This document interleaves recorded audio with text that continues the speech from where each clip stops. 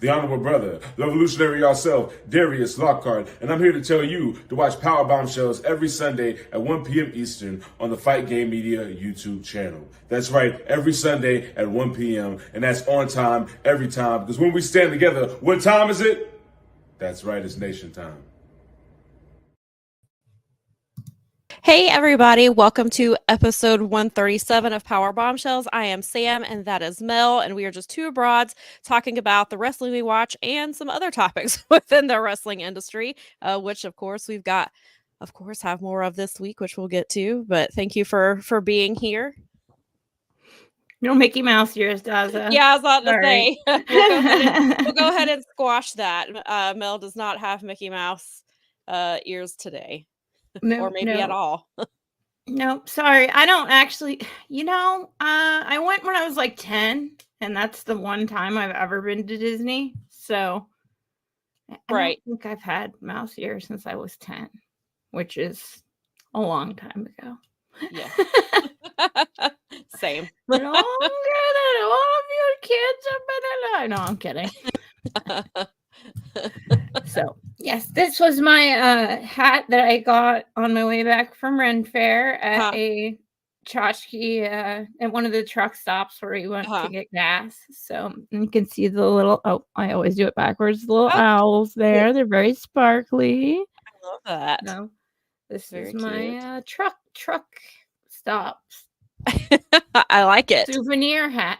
We like going in there because it's so hilarious to see what is in those places. They have for sure everything. They have sewing kits. They have jumper cables. They actually have jumper cables for certain cars. So there you go. It's amazing. It's the wild world of road trips. Very exciting. Yeah, we've stopped in some places and it's like the most just crap. Really is what it comes down to. It's just crap. There's it's plenty of crap, but there's also like some weird. Like it's always just interesting to see. It's like, what do the people that come through this truck stop or rest area like? What do they need most? Yeah, that they're actually carrying it in their store, and some of the stuff. It's like, wow, people need they need whiteboards, huh?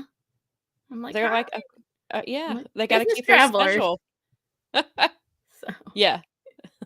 Nikki was saying that she thinks we have some mini ears. I think we've got some that are like on a, not like the true ears, like the Mickey hat, but like the ears where they're like on a headband type of thing. I think we do still have some of those from. Yeah, that's, kind of like, if I were going to get them now, it'd be on a headband because it makes the most sense. Yeah, I have a friend. I just bought, everyone gets it was like back then, everybody got the cap with their name inscribed. Yeah, right. Over there, and that was part of the deal. We had, I have a friend who is in Texas and she goes to Disney like every year and she always buys like some kind of like mouse ears, but they're the ones that are on the headbands, that they're usually like some type of seasonal or like special like version that they have. And like, because I think this year or maybe it was last year was their their big anniversary, so they had like the anniversary ones and stuff like that. And so she it is an anniversary. I can't remember if it was this year or last year. Maybe it is this year. I don't keep up with it that closely. I have another friend who goes all the time, but she is like I guess like a roller coaster enthusiast. Like they go, like her and her husband go to all kinds of parks just to ride the roller coasters. And then they have they live in New York, but they have like season passes and they go. And so now she can I guess she's this year she is being a snowbird for the winter, and so they're basically staying in Florida, and she's working from home so that they can go and do stuff. But she's always posting like all the roller coasters and stuff that they ride down there, and she's so I'm always watching and living vicariously through her activities. She's at those things. It was the girl I went to college with. and that's what it's always like cool stuff. And they're always talking about which roller coasters they love and which ones suck. And they've made like friends who do the same things like that. So it's kind of like it's just like Ren Fair. Right, exactly. I was just about to say it's like wrestling and Ren Fair. Like you find your niche of something that you love to do, and then you usually find nerds like you Yes, that exactly. enjoy the same thing. So I was like, yeah, exactly. I was watching this and I was like, this is just like wrestling and friend fair, but for people who like roller coasters. Yep. Like, it makes total sense. Well, that's why I always, when people try to slag on like my wrestling fandom, I'm always like, because you don't have something that you spend like an extraordinary amount of time and energy and money on that you Right. really love. Right. Exactly. This is just my version of that. That's all. It's like what you like. Concerts all the time and spent like that's what I used to do a lot of, was going to concerts, but then tickets got insane and it was almost cheaper than a wrestling. Yeah, it's way cheaper. And And I don't know. I like the sporting events. I mean, even going to like, we were gonna try for the Seahawks, but we had a whole lot going on where they came to the Lions here. Right. We've been down to Ford Field and it's great there, but it, like you said, like the pricing is getting outrageous. It's insane. It's, I don't know. I pick and choose. You have to like, especially these days, you have to like, we've always talked about it, but it's never been more true that you really have to pick and choose like what you're going to spend your time and money on. And yeah, I don't know. I totally get it though. And my friends that are friends that we just met up with, they are huge like Haunted Mansion nerds. So he proposed to her on the Haunted Mansion ride. Oh, nice. And they had like a spooky wedding almost. I mean, it was cute. Like, it wasn't over the top like themes thing. It was Haunted Mansion-y, and they had like purple, silver, and black where their colors was a lot of fun. Really cool. It was one of the most fun. Like, I always tell them it's the second most fun wedding I went to because my wedding was a lot of fun. Of course. So of course, your own. But it was like it was great. I mean, it was just one of those things where it's like, and they had a friend actually gift them. They had to put their honeymoon off, but their friend gifted them a like weekend during the off season at Disney. That's very cool. That's what they like to do. Yeah. So that's and cool. they, and again, they come meet us at Ren Fair, and they're really getting like into it again. Like, so it's a big circle of nerdery. Yeah, and I was gonna say, speaking of spending live money on shows, Nikki and I went to DPW on Sunday. Yeah, I saw that. It was, and so it premiered. Like, so they do the shows live, obviously, and then they film them and they air them on DPW's subscription thing like a week later or 6 days later. Like, so they film. Usually they record on like Sundays and then they air the following Saturday, and so it was incredible. I'm like, I've been to 3 DPW shows now. I've been in Concord. I drove to Raleigh in December to see Motor City versus Workhorsemen. Oh, that's right. And then they finally came to Charlotte for the first time, and they were at Grady Cole, which is where the first Ashe show is. And then we've talked about it before. Grady Cole was huge in the 80s for wrestling in this area. So it's a very historic place. I've seen New Japan there twice. So it's a really historic building, but yeah, it was, and they apparently was the biggest crowd DPW has ever had. It was just like, the energy was off the charts, like is from the minute the bell rang. Like, it was really, really cool. We did second row seats, and it was perfect. We were behind, our friends came and they were front row, and there's apparently right before we got, because they got there first because they had VIP, so they got to, the doors open like a half an hour early for them. There was some seating issues apparently, but so we came in on the tail end of that, and basically by the time we got there, it was getting sorted out and we were good.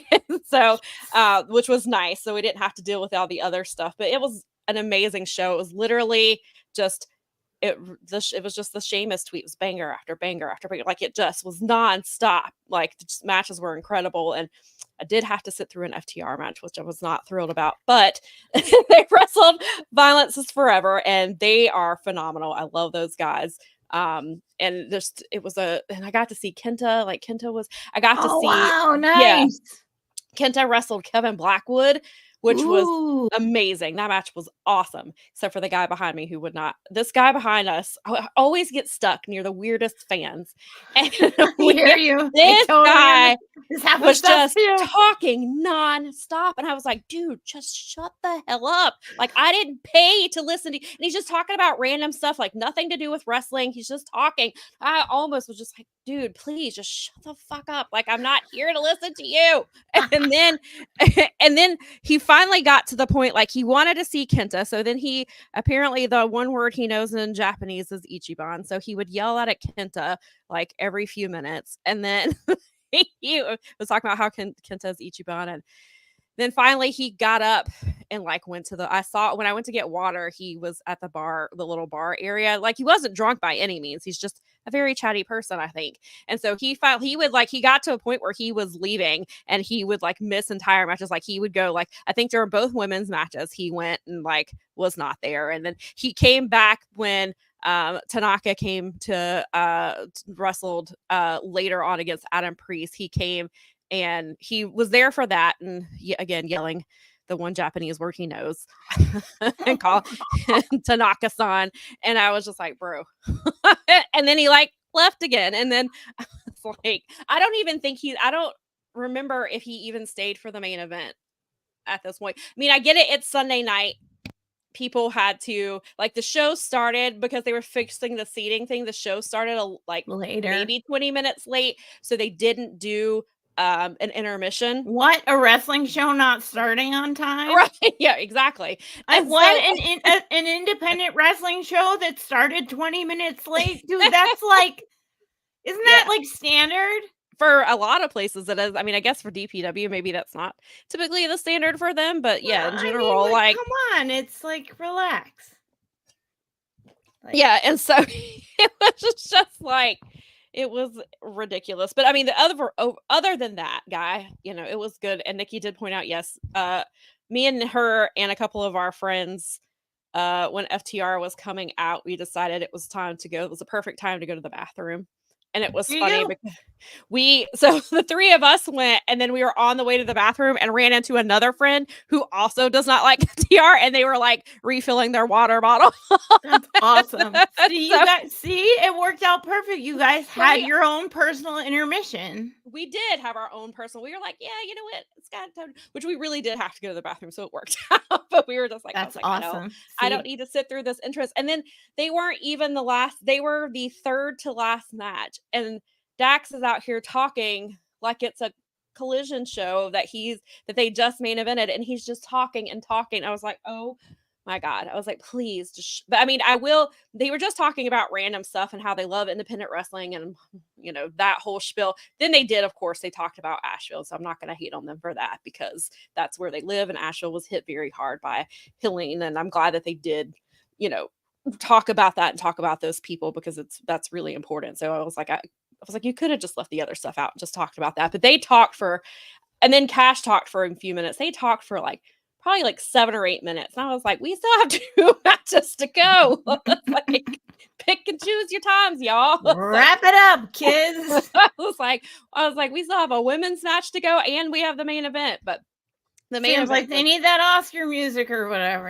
Yeah, play them off the stage. Play them off. They're not going to when they. But again, like I said, I do appreciate them talking about, being from Asheville and not having to deal with all that, because it's been rough, and good for them. They started a GoFundMe, and I think at the time, they said they had raised like $72,000 or something like that to buy supplies for people in the area, which is incredible. And I do give them a ton of props for that. And I'm glad to see, and of course, on the media call, Tony Khan had mentioned that Adam Copeland had been working with FEMA, and they were like removing bodies. Oh yeah, I saw that. I did actually. Wow. Yeah, and I can't even imagine what that must be like to do something like that, and to have to move those bodies, and then the type of trauma that comes with that, and seeing that in your hometown and or your adopted hometown and things like that. That's really incredible. So I do commend all 3 of them for what they're doing for the people of Asheville. And Tony, Adam Copeland because Tony said he wasn't going to say anything about it, but Adam Copeland had mentioned that Tony had purchased Starlinks for people so that they could have internet and phone access, which, that's something that Adam called him up and was like, hey, we need this. Can you help totally us? Awesome. And Tony was like, sure, let me do what I can. And then I think I saw that Tony donated like $5,000 or $10,000 to to the FTR's GoFundMe as well, and I saw other wrestlers were donating to it, which so it's really incredible. So I commend them definitely for all of that. So I think that was great. But yeah, but DPW was incredible. The main event was Jake Something versus Calvin Tankman. Oh, cool. Which was great. Calvin, I mean, it was funny because when we went to the December show, we saw Calvin win the title at that show. And so he was defending it against Jake at this show. And Jake is tag team champions with Speedball. And Speedball had wrestled earlier in the night. He had wrestled it was a number one contenders match, or not, maybe not a number one contenders match. I think it was to have it shot at a different title, not I think it's at a Priest title, I think is what he was going for. And they do this Carolina Classic tournament, and Jake Something won that as well. And so I don't know if I should give a spoiler alert to people because I don't know if they're going to come back and watch this DPW show. So I was like, I don't know if I should spoil it or just let you watch. Here, I mean, we do like throwing up the spoiler. I was like, actually, if you go to my timeline, I already spoiled it because I retweeted it from. Should I not do it then, or do you want me to do it anyway? Yeah, you feel like. Sure, put it up there if you want to. All right. Oh, there it is. All right. So here, people, if you are don't want to hear what happened at DPW at the end of the show, then go ahead and skip a few seconds, or a couple of minutes. It won't be very long. It won't be very long. I won't. Go get a glass of water. Go take a whiz, whatever you need, and we'll be right here, and you can come right back. Yes. Be perfect. Yes. Okay. So here we go. So so in the main event, so Jake Something beat Calvin Tankman for the title, and so now he's the triple crown champion in DPW and so he's their heavyweight champion and is also their tag team champion. He's one half of the tag team champions. For now, I suspect he and Speedball will be dropping those titles probably sooner rather than later, and then especially because December is their anniversary show. Cool. So I have a feeling they'll probably maybe it gets because they've wrestled. Workhorsemen had the titles for a little bit. Violence is Forever have held those titles as well. And I think there's been a couple other teams I can't think of off the top of my head that have held those titles. So I have a feeling Speedball and I think they're calling them, what is the? I think, is it Speed something? Is that their tag name? I can't remember. It's funny, whatever I don't know why I can't remember what their tag team name is. But yeah, so that match was great. Like, I'm all right. Like, I love Calvin Tankman. I think he's phenomenal. And Jake Something is incredible too. And it was a really, really great match. And so if you can subscribe to DPW, even if it's for the show, I would definitely just go out of your way to watch it. Like the show from top to bottom, from like the minute the first bell rang to the minute the last bell rang, like it was just nonstop, excellent matches. And like the crowd was great pretty much all show long. And like I got to see Emmy again. Emmy was on the show. She was in she tagged with Alex Windsor against Hyan and why did I just forget? It was Danny Luna was in the other match. Oh, Danny B, which was interesting because I have not seen, because Danny B usually wrestles with Charity King. They're the King Bees. I was just going to say from the from the King Bees. Okay. And they're baby faces. So she was working as a heel in this match. And I think that's why I forgot, because I'm not used to her working as a heel. But yeah, that match was really great. Then Danny Luna wrestled Shoto Nakajima for, it was called Best of the Best. It was a women's tournament, and Danny Luna won that tournament. But it was great to see Emmy. That crowd, the DPW crowd, loves them some Emmy Sakura.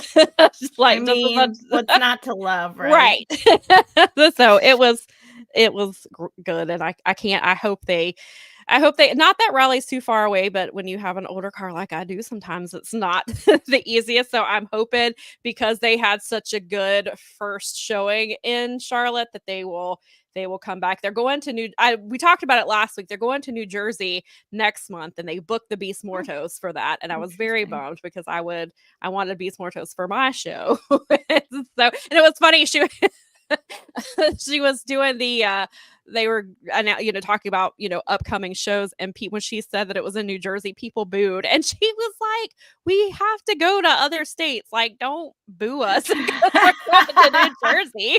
And then she said New Jersey again, and they booed her again. or maybe not her, but I guess. Yeah, I mean, it's all right if you don't like the Garden State. It's fine. I mean, we've been there. It's okay. I mean, the Newark Airport is not like a big fun place to hang out, but right. I mean, I have friends in Jersey. They're all cool. I like them. There you go. So yeah, it was just really funny. I was just like, no, that's hilarious. I don't think I was like, just that I was not. Your area is so hungry for. There's a huge void in your area for shows because you had the indie promotion. Like you guys all showed out, so maybe they'll come back. And I'm hoping some of those people will show up for Ashe on Saturday because Ashe 6 is happening this coming Saturday, which I'm excited for. I missed the last one because it was right after my surgery. It was like literally like my surgery was on Wednesday and it was that Sunday. And so unfortunately I missed it. The show is available on Ashe Wrestling's website for $10, but they also, I haven't had a chance to watch it. I'm hopefully going to get to it tonight. They put up, there's a six-man match. They put that up for free on YouTube, on their YouTube channel. And it's got I wish I could remember off the top of my head. I know LeBron Cozon is in it, who wrestles for DPW. I mean, he wrestles for Firestar Pro, and he helped to train Javon Evans. Cool. Yeah, he's incredible. And there's I can't remember who else is in that match, but there's a lot of really cool people. So I can't wait to watch it, but I need to watch the whole show before Saturday so that I'm up to date. But they announced at the last show that they are going to have a men's title, and they are in the middle of doing some screen just popped up. Sorry. They just started the contendership matches at the last show. So that they're going to crown a champion, I believe, at the anniversary show in December. They'll crown their first ever champion, and they've got some more matches upcoming on Saturday that will be for people to qualify. And I don't know how they got to it because I've tried not to watch too much because I just wanted to watch the show all together. Right. But they are doing a tag match. And I know that Darius is tagging with Billy Dixon. And if they win, then they are both number one contender, or they're in the contendership match for the title if their team wins. And then I guess if the other team wins, then they would be contenders for the title, which I think is really cool. So I'm really excited to see how that turned out. And I know that Darius wrestled Caprice Coleman's son on this show as well. There was a really cool promo that they cut about how Caprice trained Cedric helped train Darius, and how Darius is now wrestling Chance, who is Caprice's son. So he's talking about how it's full circle and we're keeping it in the family, and you have this lineage of a wrestling family from great wrestlers in the Charlotte area. So I think it was just a really cool story that they were telling there, and so I can't wait to watch that one. So like I said, it's on AsheWrestling.com. If you go under watch, wait, Ashe 5. It's called Smile Ashe is With You is the name of the show, and it's $10. Or go to their YouTube channel and you can watch the 6-man match for free. I won't be surprised if they add some other shows, and they've got other matches from the 4 previous shows are also on the YouTube channel, so you can get a taste of what Ashe is. But yeah, I'm really excited for Saturday's show especially because I missed it last time. So looking forward to this one. I was like, oh, perfect. This is right before my neck surgery. Hey, I mean, It's like, I'll give you something to think about. You can be really present so that you won't have to. What? Wait, because I think do I have my timelines right, or am I a week off? Because I think we're right. I think no, it's a 20th. week. Yeah, the 26th week from Saturday. Tuesday, I think, right? Yeah. So so guess what next Sunday is? I was gonna ask you about this. Yeah. Are we gonna do our Halloween live stream? I think we have to, right? I think we have to. You know what? It's close enough anyway. Because Halloween is that week. Yeah, it is that week. It's that Thursday. So I think we have to do the Halloween live stream. That'll be the perfect way for that to be my last show before my surgery. And then I'll probably have to miss a couple of shows again like last time, just to give my throat some time to recuperate and be able to talk for a long period of time nonstop. So I was like, that should be. I was like, yeah, that'll be a fun last show. I have I have a costume idea. I'm pretty sure I know what I'm gonna do, but Nikki wants me to do a non-wrestling costume idea. That's it's funny. And I mean it is Halloween related, or I guess like spooky season related, but it's not, we don't have like it's not wrestling related, but I was like and so she keeps telling me, or I was like, maybe I can find a way to combine the wrestling costume and then like the costume do a mashable. Right, do like a have mashup. we ever really made a rule that it had to be wrestling? Like, well, we tried to. I think we were trying to get guests to come on the live stream, and we told them they had to dress up in Halloween costumes, and they did not take us up on that offer. No, because they didn't want to be cool like us. No, so, because yeah, seriously, you guys, come on, like yeah, come whatever. Dress up.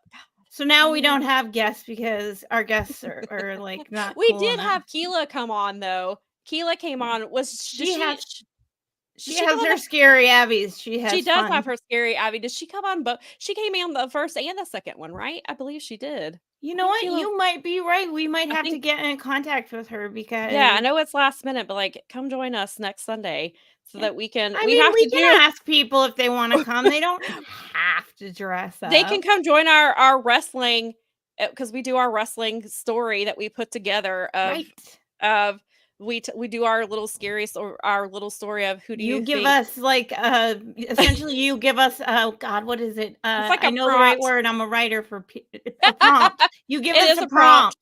Yes, and we come up and I give you like 7 or 8. I think I did like 8 or 10 wrestlers and be like, who would this? And we turn it into a horror story and figure out which wrestler would be the killer. Essentially. I think I like it too because you kind of do a combination of like the prompt with like a clue kind of where you're like, who would be the Colonel Mustard with the candlestick or whatever kind of right. I like it. I that's a fun component of the live stream. This will be our 3rd live stream. I know, that's Holy crazy. Cow. Daza said a lot of male wrestling podcasters are very stiff sticks in the mud. I mean, you're not wrong. I don't want to slag on my friends. And I'm not even just saying our friends, but just like in general. And like, then in general, I mean, there's some they real don't want to listen. They have to be taken seriously. They can't have fun for Halloween. I don't know. I think there's some out there that do it, but if they're not brave enough, that's fine. I mean, that's cool. If you are scared to come on the live stream in your wrestling themed, I guess it doesn't necessarily have to be wrestling themed this year. It'd be so easy. You could like literally put on a white t-shirt and a trucker cap and you'd be stone cold and you'd be fine. You could wear a denim jacket, a white t-shirt, and the aviators, and you could be Orange Cassidy. I mean, you could wear a white t-shirt and be John Moxley or Claudio Castagnoli. BCC has literally taken Halloween wrestling costumes to its absolute bare minimum. Right. Yes. We should actually. Nikki said the same thing because the chat's off slightly for us. Nikki said, wear a white shirt, but it has to be a medium shirt to be Mox. Mox's shirt was super tight last night. And I was like, it would be kind of hilarious. He's out here rocking a medium. The medium. The medium shirt. I mean, I'm not complaining. I'm just saying. He was like, how is he moving in this shirt? He's like one step away from being Pac and just coming out there with no shirt on. I mean, oh my God. You know what? I would actually challenge any of our male podcasting colleagues that are out there. Please come back. CC in white t-shirts. Like, that would be hilarious. So Nikki said he had to show off his jackpot to show his signing bonds. He's Mox, of course. Like I wouldn't expect any less from him. No, not and at all. Especially with this like wackadoodle, like crazy off the chains, like weird guy that he's going. I love it. I love it. Which we will get to. We're going to talk about that part. I mean, it's so deathmatch, like Japanese deathmatch wrestler guy. It's like so funny because I love it. Filthy Tom a couple days ago tweeted about, I guess somebody else had tweeted about his match with Mox at Defy, which if you watch the show, I referenced that match often. And he quote tweeted it with match. like a clip, and then he had a link to the YouTube, and I quote tweeted it, and I was like, I still reference this match all the time. Like it ruled, and Tom liked it. And so it's like, I love that match. But it maybe they could literally get they could get really creative and get like a little blood and just have it like, there you go. I mean, that's a little, I mean, that's a little blood capsule. It's fine. It's pushing it, but I would not even Claudio's shirts are that tight. Claudio likes to breathe a little bit. Yuta also like they like the breathable shirts, not Mox. I mean, or you probably this time of year you probably could find a black turtleneck to cut the sleeves off of, and you can go as Christian Cage. Absolutely can. You could probably just go into the like drugstore, into the pharmacy, and where they have all the like weird clothes. What did she say? Oh no. Nikki. You're sick, Nikki. You're sick. But if you're gonna just poke a hole in it. Wear an eco-friendly bag. Please. You definitely have to wear a recyclable bag. Make sure it's a reusable one. Not Whole Foods one, because it was the Oh my god, that would be, I mean, theirs probably aren't, but that would be funny because it would essentially make the joke. The first time that they did that, they showed him prior to the show. He's walking in and he had a reusable Whole Foods bag. And I was like, they could have just used that. And I know it's like, but it's harder. I was like, but to really drive it home, you have to use a plastic bag for the environmentalist. Exactly. Hey, we try to use our recyclable, like our we have the yes, we try to get the sustainable bags, and then we our neighbors, actually what's funny is that our neighbors, our backyard neighbors, keep us in bags, like grocery bags and stuff for us to use. Like we will never run out, like ever, because they're just like, you guys, because we just don't, because they used to have dogs, but now they only babysit, so they don't need very much. So they just like she gets her dog fixed by like babysitting, and then whatever. But that's a so it's so hilarious. She like hangs the little Kroger bags on the back fence for me, like she does with she does that all the time with like tomatoes, or she's like she'll buy like a whole bunch of parsley and not want to throw it out, and she knows that I reuse all that stuff, so she'll just like give me the rest.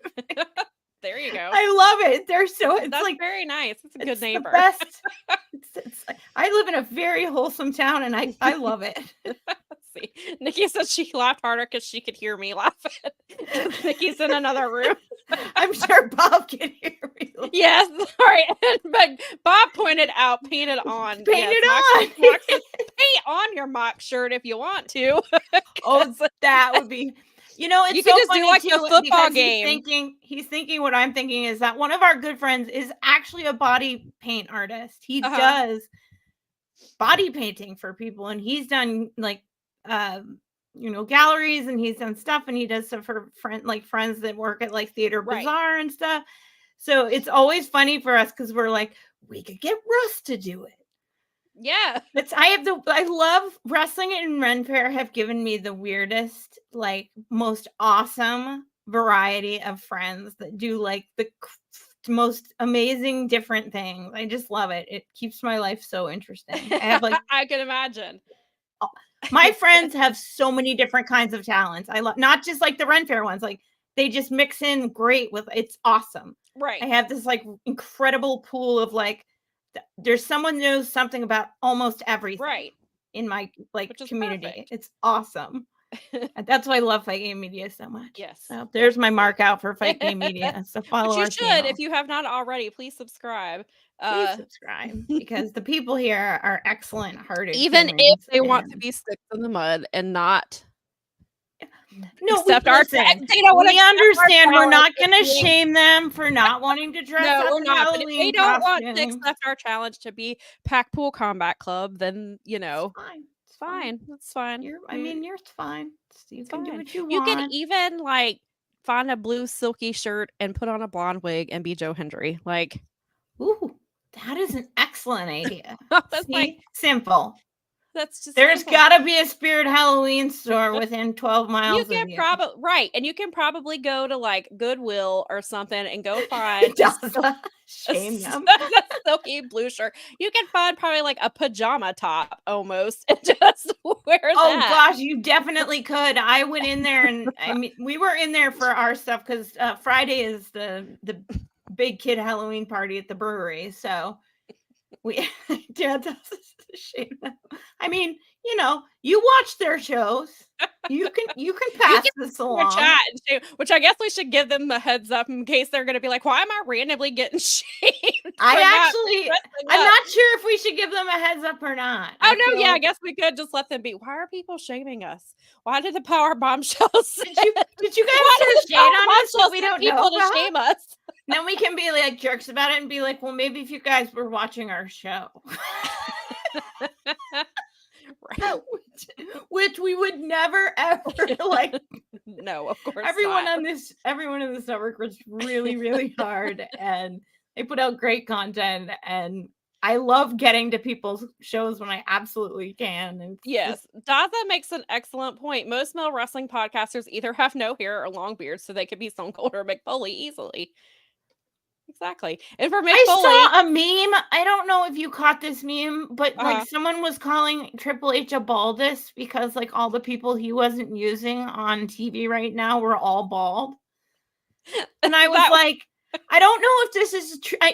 It was such a Twitter post and it was so random, but it probably is. But after this man said that he doesn't see color and basically he doesn't see gender either, maybe he is a baldist.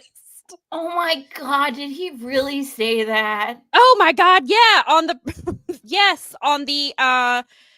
the press conference after Bad Blood, which I didn't watch because I didn't have to. I wasn't on it, and then I was on Collision duty. Oh my God. So yeah, there was a clip, and the very first podcaster asked him about the lack of using black men on pay-per-views because there were 3 PLEs in a row with no black wrestlers, male wrestlers. They've had women wrestlers. They in Atlanta, they lean on Bianca Belair quite a bit, it seems like.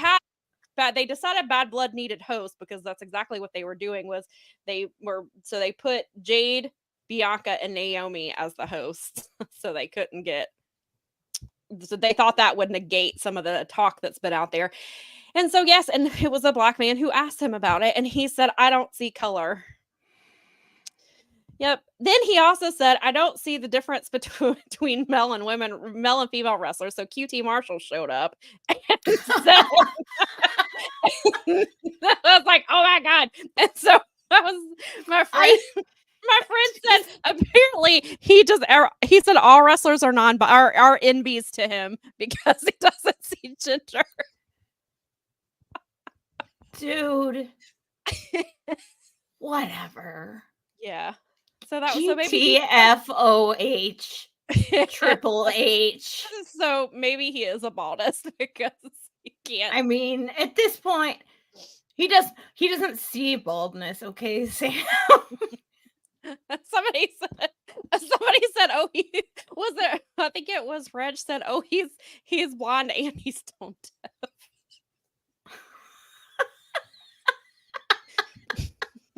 That's awesome. Well tweeted. I sent it to one of the Slack groups, and they said no, he's dumb, blonde, and stone deaf. Oh my God. Oh gosh. Oh, Triple H, you. Yeah. I have to laugh to keep from crying. Well, I mean, like, that guy deserves all the shade, so. He does deserve all the shade. This company deserves all the shade. Should we quit laughing and give them the shade? Well, are we done? Have we got it out of our systems? I don't know, because you know how when something wrestling related happens and all your friends that know you like wrestling tell you about it because they're like, oh, a wrestling thing happened and I thought of you. Right. Well, and I love the people that send me these things. I am not slagging on them in any way. I got a message that the Hulkster is going to be up at the taco stand inside the party store up around the corner from me, across from my friend's restaurant. Wow. And as it was hilariously put to me by a friend, oh, good, you can pay him to lie to your face. Pretty much. And it's supposed, and it of course is advertised as a free event, to which we, anyone that I shared that with was like, yeah, right, that guy doesn't open his mouth for less than $500. So it's Isn't that the truth? It's another hilarious comment was what was it?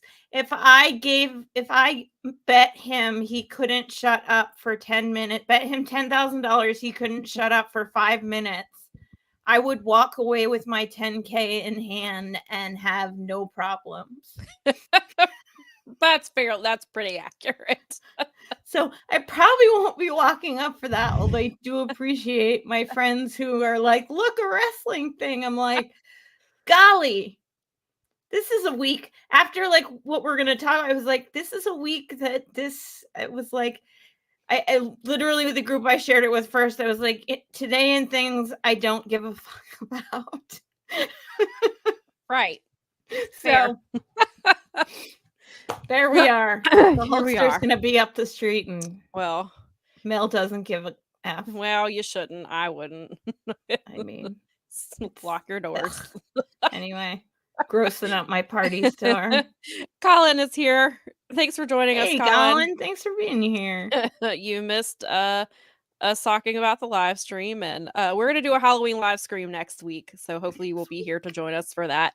We're gonna see if we're gonna shame any of our male podcasters to come dress up for Halloween with us, because they generally will not do that. And so Daza says that we should go shame them to make them. This is an open invitation here. We are not like fight game specific. We will. No, yeah, we have some voices. Your voices are wrestling. We see you, Mike and JD. Well, that's early for Mike. I think. I know it is. Like, he's although, probably in fairness, because of like what he does get up at 0 dark 30. That is sometimes. True. Maybe so we will extend the invitation. He's gotten up to call me out, okay, on here. This is true. So we will extend this invitation to Mike and JD as well. They are every time zone is eligible. They are friends. They are friends of the podcast. Always. They are honorary broads. They have helped us so much. We have been on their show. So we always extend. There is no beef between us. Between Fight Game like Media to joke that there is, just because everyone wants there to be, but it's a fake beef. Colin says good luck with. Colin also has no faith. We gave them easy costume ideas, Colin. We told them that they could just come as Packpool Combat Club, and they can just wear if they want to be John Moxley, wear really tight white shirts. If they want to be Pac or Claudio or Yuta, they could wear looser white t-shirts, or they could come as Pac they could wear no shirt and just like pour water on their head. Then Nikki's costume idea was to be Brian Danielson with a plastic bag over his head. So we're giving them all and don't forget don't forget the Christian cage. The t-shirt. Yeah, we gave them a Christian cage. Yeah, the alt is you can certainly find a cheap black turtleneck to cut the sleeves off. Right. You might even find yourself, although it would be better with the cut off sleeves. But we feel like this is the time of year where your local rando store is gonna have something like that. So there's your alternative. We gave them a Joe Hendry costume idea, gave them Orange Cassidy. We gave them costume ideas. It's very simple. They've only got a week's notice, but hey, we can shame them for a week. That's fine. It's fine. We have social media is a wonderful thing. It is. All right. I guess we should. Now that get we've to got the grisliness, let's get to the grizzly stupid. Yes, since we've gotten that out of our systems, we will go to the more serious stuff that we do really need to talk about. It is important. If you're new here, this is something we cover extensively. This is something we cover every time something new comes up. And so this past Tuesday, Janel Grant's attorneys made a new filing in the Connecticut State Court against Dr. Carlin Colker and Peak Wellness. Peak Wellness is the medical facility that he owns, where when Janel worked for WWE between 2019 and 2022, and she was experiencing symptoms of severe stress and trauma due to her abuse. Vince McMahon, according to her, had her go see Dr. Carlin Colker, who Janel's team say was on his payroll, and that she visited him 60 times, and there was a filing about this back in July, which I'll get to, but this is a new filing. It's an updated one. So they were doing a bill of discovery back in July. She's trying to obtain her medical records, which every person in the United States has a right to their own federally actually obligated. Yes, there's also there's state and federal laws. There's HIPAA. Mm-hmm. Like she deserves her complete medical history. She has only been given certain amounts of information. Once the Ann Callis said that once they filed the bill of discovery, they were sent a little bit more information, but still not the full thing. She also wants the full billing records because she says that Vince McMahon, I guess, was paying for those visits. And she talked about that in her lawsuit. And she also is trying to compel any type of communications between Vince McMahon and Dr. Colker anything regarding her, not just her visits, but anything that they discussed. And she has said that the filing, which this was in the bill of discovery, or this was, I believe, in the lawsuit, and then she mentions it here again in this filing, is that Janel was treated with unknown substances that were both ingested and given intravenously. We talked about this before, where she questioned what she was being given, and Dr. Colker's response was, well, if you're questioning me, then we have a much bigger problem. And so he just would evade any time that she asked what she was being given. So of course that's why she wants her full records. Intimidation too, because definitely. And the press release points out that not only under federal and state law and HIPAA that they deserve that they have that it's their right to have their medical records, is also the Cures Act and the Connecticut General Statutes 20-7C also is another statute to bolster her reasoning for needing her or for being able to access her full records. And they said, and one thing that Ann Callis pointed out was, even as with the limited information they received, you can see that Janel is not getting better just based on the records they have. She is actually getting worse, which is another reason they want her full medical records, is because she was not getting better. She was, they weren't helping her at all, actually. So in this new filing, she is asking for 8 categories of records from Peak Wellness, including, so it says it's Ms. Grant's electronic medical records, including all associated metadata, Dr. Colker and Peak Wellness's record keeping and billing procedures, payment records relating to Ms. Grant, Dr. Colker and Peak Wellness's payment arrangements with McMahon and or WWE, the purpose of Ms. Grant's prescribed treatments, the substance of Ms. Grant's prescribed treatments, any communications between Dr. Colker and McMahon relating to Ms. Grant, and Dr. Colker's involvement in recommending Ms. Grant's attorney for negotiation on the purported non-disclosure agreement. So if you remember, way back when the lawsuit was filed, Dr. Colker is the one who recommended a lawyer for her, so that she, because Vince wanted her to find a lawyer to draw up the NDA for him, and the lawyer that she used was recommended by Dr. Colker. So that is something to keep in mind through all of this, and this just shows you how far-reaching Vince McMahon's control was over Janel, according to this information that we have been giving. Allegedly, this is, this shows you it's very far, like it was literally consuming every part of her life, not just her work life. No, this her is like medical full manipulation. This is right. Like total manipulation of from everything from like what she's doing on a daily basis to like her health care. Right. Like, I don't want any outside force, like, controlling my healthcare like that. Mm-hmm. Not on that level. That's Right. I mean, that is criminal.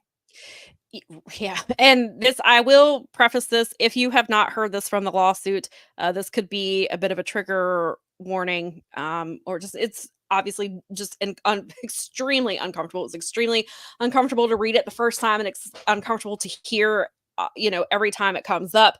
But in this lawsuit, she alleged that an employee of Peak Wellness was engaged in sexual activity with herself and Vince. And in one instance, she was defecated on by Vince McMahon, and he forced her to continue engaging in a sexual act with a Peak Wellness employee. After he did this act and he himself left to clean up, he made her continue. And in this filing, it is confirmed that this person is a physical therapist, or was a physical therapist at Peak Wellness. So she's not only being abused in her workplace, but also by someone at a medical facility where she is being treated. There is a person there who is also abusing her. So there's just continuous abuse everywhere that Janel is going. And it's places that Vince is telling her to go, according to her, on top of that. So this is another just extremely egregious form of control over her, according to the information that we are being given, which is just, it's horrendous, and it's disgusting, and it's gross. And again, Mel and I have talked about this many times. I can't tell you how, I can't imagine what Janel has to go through to admit to herself that happened to her, to then have the courage to tell someone that happened to her, and then to put it in a lawsuit where it would become public information that act happened to her. I can't, bravery and things like that and are used a lot, but Janel Grant is an extremely brave woman to be able to come forward and talk about the abuse that she suffered. And this is just the abuse that she's been able to talk about. Who knows how much more has happened to her? I can't even imagine. And I don't know if we'll even hear any of that. Not necessarily that we need to, but just knowing that it got to that point is just horrendous. And I commend her for being able to speak about what happened to her. I was gonna say, I think there was trying to remember, there's some other stuff that came out, because after the filing came out, there was also a press conference with Janel's team that I was on that call, and so she said that, and one of the things that Ann Callis, she wanted to remind everybody that Janel suffered abuse on a nearly daily basis for more than 2 years, and she's talked about this before, that due to the abuse she has suffered, she suffers from suicidal ideation. She cannot leave her home for weeks at a time. Still, this is, we're 2024 now, and this ended in 2022, and this is still something which she's going to probably be dealing with for a very long time. And then she was desperate, as Ann Callis says, she was desperate for medical help, and she trusted licensed professionals to approach her care with the utmost respect. Dr. Kolker violated medical and ethical standards and routinely broke the doctor-patient trust integral to proper treatment. She also says that when Janel needed medical care due to Vince McMahon's sexual and emotional abuse, McMahon made her go to the clinic called Peak Wellness, where one of her abusers worked. She was receiving treatment there from November of 2019 to April of 2022 at the direction of McMahon. The abuser at the clinic was a physical therapist and the third person involved in the incident, where McMahon defecated on Janel's head and continued to force her to engage in sexual acts with a Peak Wellness employee. Callis said that Grant has been trying to access those records since February. And then this is something that's also really important. So attorney Erica Nolan was also on this call, And they believe that Colker is withholding her records because they may prove that he and Peak Wellness were involved in McMahon's abuse, exploitation, and violation against Janel. Additionally, these records are key to whether Dr. Colker engaged in civil conspiracy, falsifying medical records, aiding and abetting fraud, RICO violations, RICO conspiracy, assault, battery, and or breaches of fiduciary duty against Janel, and could lead to additional legal actions against him. We aim to hold all parties accountable to the fullest extent of the law, ensuring those who created, perpetuated, concealed, and benefited from Janel's abuse never have the opportunity to hurt anyone else. Janel would like to expedite all proceedings as quickly as possible and welcomes the possibility of additional charges from federal prosecutors.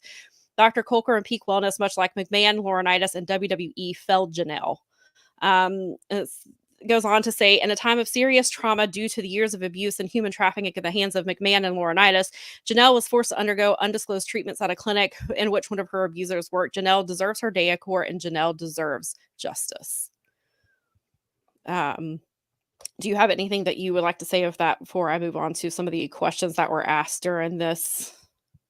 This doctor, I just realized what you made me realize is that because of the medical portion of this situation, the medical board could literally, like, if he's a medical doctor, he could like lose his medical like license to practice. And he should as well. He should, if these allegations are. I mean, like, they need to be giving this shit. Like, what's the problem? If you have if these allegations are crazy and all the things that Vince has said in the past, if they're baseless and so forth, then turn the records over.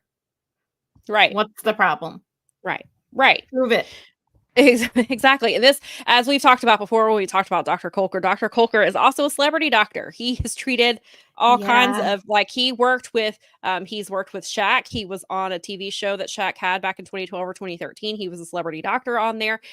He's treated multiple celebrities, including Jeremy Piven, who I will remind you once again, Jeremy Piven was named in Me Too by several women. So just something to keep in the back of your mind. And those people have connections to people. I mean, if you start playing the 6 Degrees game, you start getting to a lot of other people. And there have obviously, with other circumstances, been celebrity doctor problems going on these days. So yeah. I mean, and that actually goes. Sorry, go ahead. No, there's nothing really I can add to that. And that actually speaks to one of the questions that was asked during the call, was that, obviously Vince McMahon himself is connected to some very high profile people. And she was asked if there were any of these people that they wouldn't compel to be part of this trial. And Callis said they filed the lawsuit knowing who Vince McMahon is, knowing who he has connections to, and they guarantee that there will be no stone unturned in their pursuance of seeking justice for Janel, and they will not be intimidated. And then a couple of the other questions that were asked she was asked if the WWE board knew of Grant's 60 visits to Peak Wellness. She's unsure because when the board was doing their internal investigation, Janel made herself available to be interviewed. And then she found out that the investigation was closed and they cleared him without even speaking to her. So it is unclear what they knew and when they knew it. But they did not, in that investigation that they didn't even bother speaking with her. Somebody asked another person asked if it was plausible to take away that they are looking into whether or not Colker and or Peak Wellness supported a sex trafficking effort involving Vince McMahon. And Callis said that they are seeking these records because they believe that there could be very serious allegations amended to their complaint. So this is extremely serious stuff that is happening, and the case is stayed until December. Stayed, right? Yes, it stayed by the DOJ until December.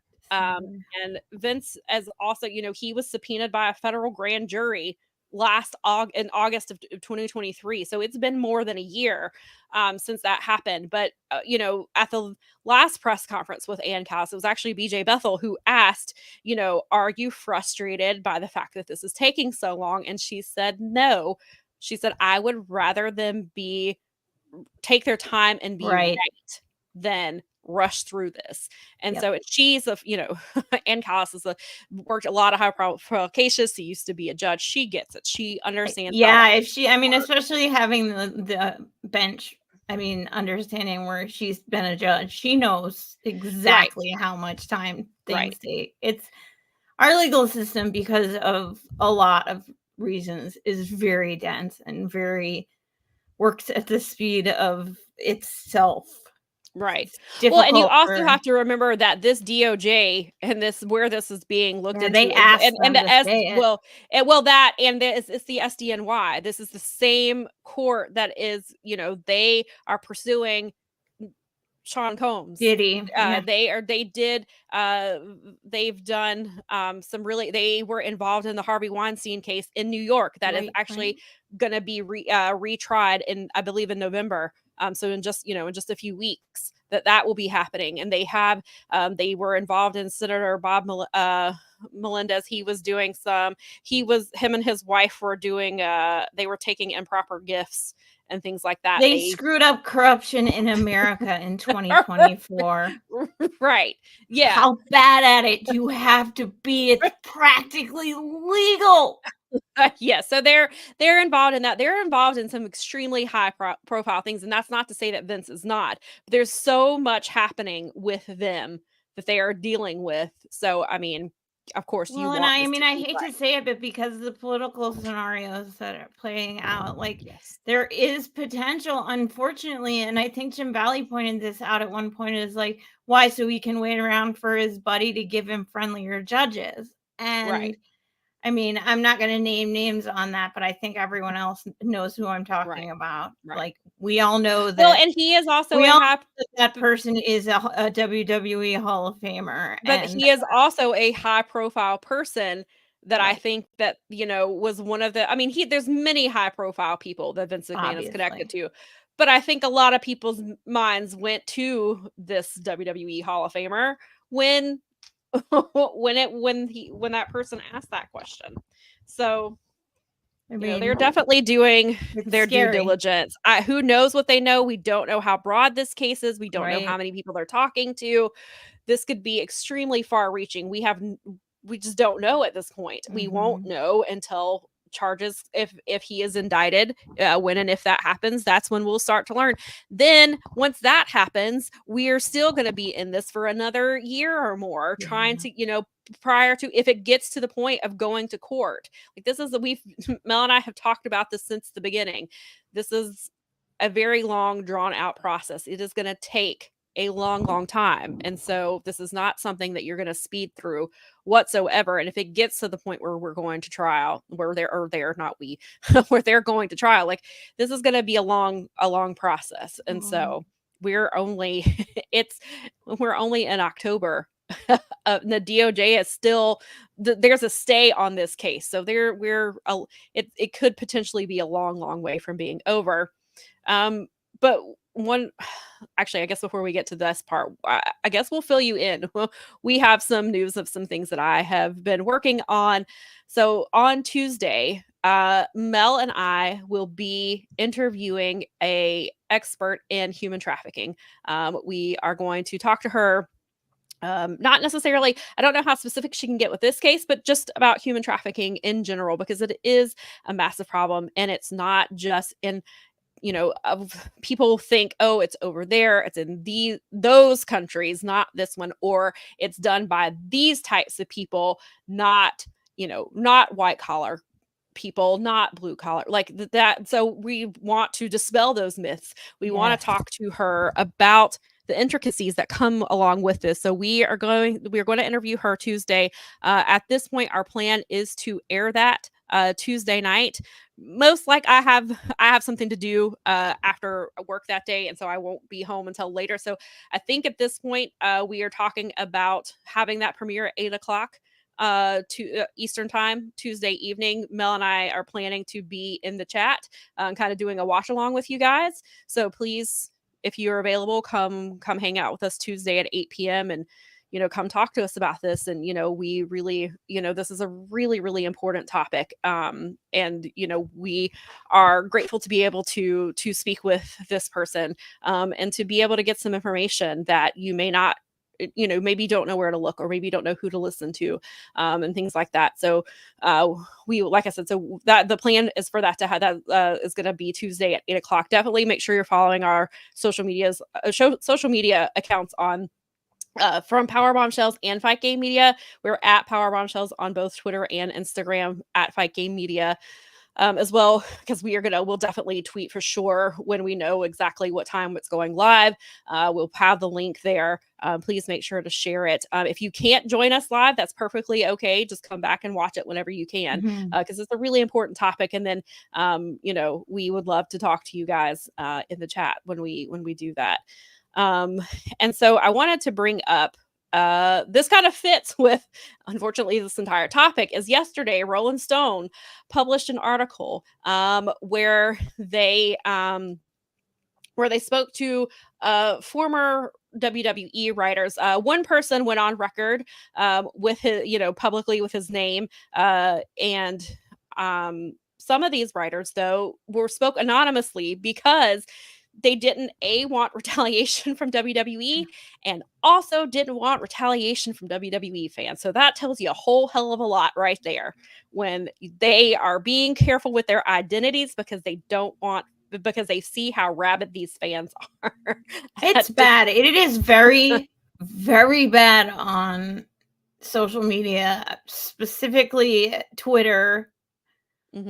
Because of the changes that the Muppet over there has made, like, it's really, there's something else. I mean, even you got a few weeks ago where Sam even was bot attacked by these. I mean, this is contentious regardless. And the organized, we're talking about the Wall Street Journal. We're talking about Rolling Stone right now. These are major publications that are not like, it's not like the New York Post. Like, these are serious. These are mainstream. Especially well, and then you even had Vice Wrestling. You had News Nation talking about Ashley Massaro. Ashley Banfield has been really good about doing, at least trying to cover it. And I know he's not super, he's about as credible as the New York Post, but even Piers Morgan on Friday had a panel on. I need to watch it. I was watching BJ tweet about watching it, and that was more entertaining than actually watching it. I knew that it was happening, but I was like, I'm not gonna watch it. And I was on SmackDown coverage anyway, but I saw some tweets about it, and I screenshot it and sent it to him, and that's why he watched it. And so I read some of his tweets about it. Oh, he was basically live tweeting watching it, and that was plenty for me. But you see, so Piers Morgan is something else. Well, but then so you see that it's worldwide coverage, right? That's global. That's it's the WWE. We can't disconnect it. Like, we talk about the fact that the company is named in the suit every single time, but also it's one of the biggest wrestling companies on the planet. Like, right. Well, when you say you're a pro wrestling fan, everybody goes, like, WWF? Right. It's every time. And even and London was considering bringing WrestleMania over until they realized that maybe they could get the Super Bowl instead. And I'm sorry, WWE fans, but getting the Super Bowl is I don't understand the logic of people who think that. Like, someone gave the numbers on the random Raiders game that was over there, and they made just so much money. That'd be a huge draw. I don't like the NFL doing that stuff, but that's a whole other issue for a whole different show. Not even Powerbombshells. Right. So right. Listen to some sports person talk about that. So you see the point is that wrestling is global, and to the point where other people outside of the US and outside of the wrestling bubble are talking about this situation. This is how serious this is. I don't know how else to say it. This is just a super serious thing. And actually, before I get into this, USVA guy brings up a really good point that human trafficking is very much a huge problem here. His main work is in the hospitality industry, which is the main industry that deals with human trafficking. And going back to the Super Bowl, The Super Bowl is one of the worst. It's one of the worst events in the U.S. for human trafficking. Huge. And so, which, I would like to talk to her about. But so that just, it is something that is because they help you to it helps you to spot I'm sure USB guy knowing this is that if you have a responsible situation, you are taught essentially how to spot that, what's going on and what kinds of things, because there are things that you can look for in every form of just I worked with kids for a long time, and they would teach us how to spot child abuse essentially is what things to look for. Right. And so similar things are done, I think, in in hospitality and service industry, where it's especially now. And I know that here next door, and I'm sure BJ can expound on this, but the idea is Toledo actually has a horrible situation. It's one of the cities that it's kind of I don't want to say port city for it, but almost like an anchor city because of. And it's everywhere from major events to preying on small town areas that are or poor areas or whatever not. So. Right. And it's happening in workplaces, which Mel and I have talked about a million times. This is, when we look at the Janel Grant situation, this is we're talking about the worst version of sex abuse and potential trafficking. And I just, if this guy is just whatever, but back to the point of the fact that it was 6 writers from WWE. Right, it was 6 writers from WWE, and the one thing that I really wanted to focus on was the women writers who talked about their experiences. They did not want to identify themselves for obvious reasons. But here it says that they face specific challenges other than, they became hyper aware of their gender because of how they were treated by male writers. One former writer says people would comment on her outfits and touch her in ways that felt unnecessary. She said even if the behaviors weren't explicitly sexual, it was a means of controlling her in a way that didn't happen with the men in the room. She said that the quote says that they would touch me where they would have me come closer to them. They would pull me by my waist to come somewhere or move closer to them. I'm just super aware that it's kind of close to my butt, and most people don't touch me by the waist ever. I thought this is strange. 2 former writers tell Rolling Stone that they took their complaints to human resources. One was subsequently fired from her position, a decision she interpreted as retaliation. According to former writers, enough female writers complained about their treatment to WWE's HR in 2020 that leadership held a Zoom meeting they were referred to as a women's forum, in which the affected writers were encouraged to collectively air their grievances. One former writer says that she grew emotional when she told everyone in the meeting that she didn't feel safe with her coworkers. Another woman who attended the meeting says the leadership staffers were dismissive of the women's claims. They did it just to appease us, but they didn't take us seriously at all, she says. After the Zoom meeting, the writers who spoke with Rolling Stone say there was an in-person meeting with the entire writers' room in which senior leadership allegedly told everyone that they were acting like middle schoolers and not to go to HR if they have future problems. One male senior staffer essentially said, "Come see me if you have a problem," one former writer alleges, which is such bullshit because he's part of the problem too. He enabled Vince with everything he did.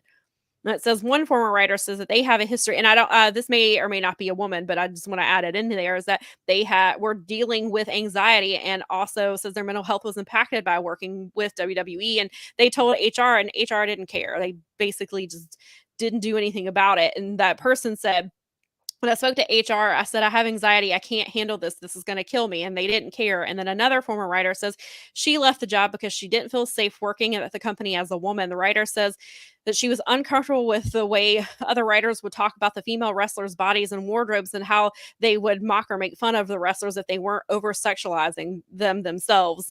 On one hand, this is the product and the story, the writer acknowledges. But on the other hand, I feel like we're not talking about the story anymore. The undertones are dangerous, and what they wanted in their environment scared me.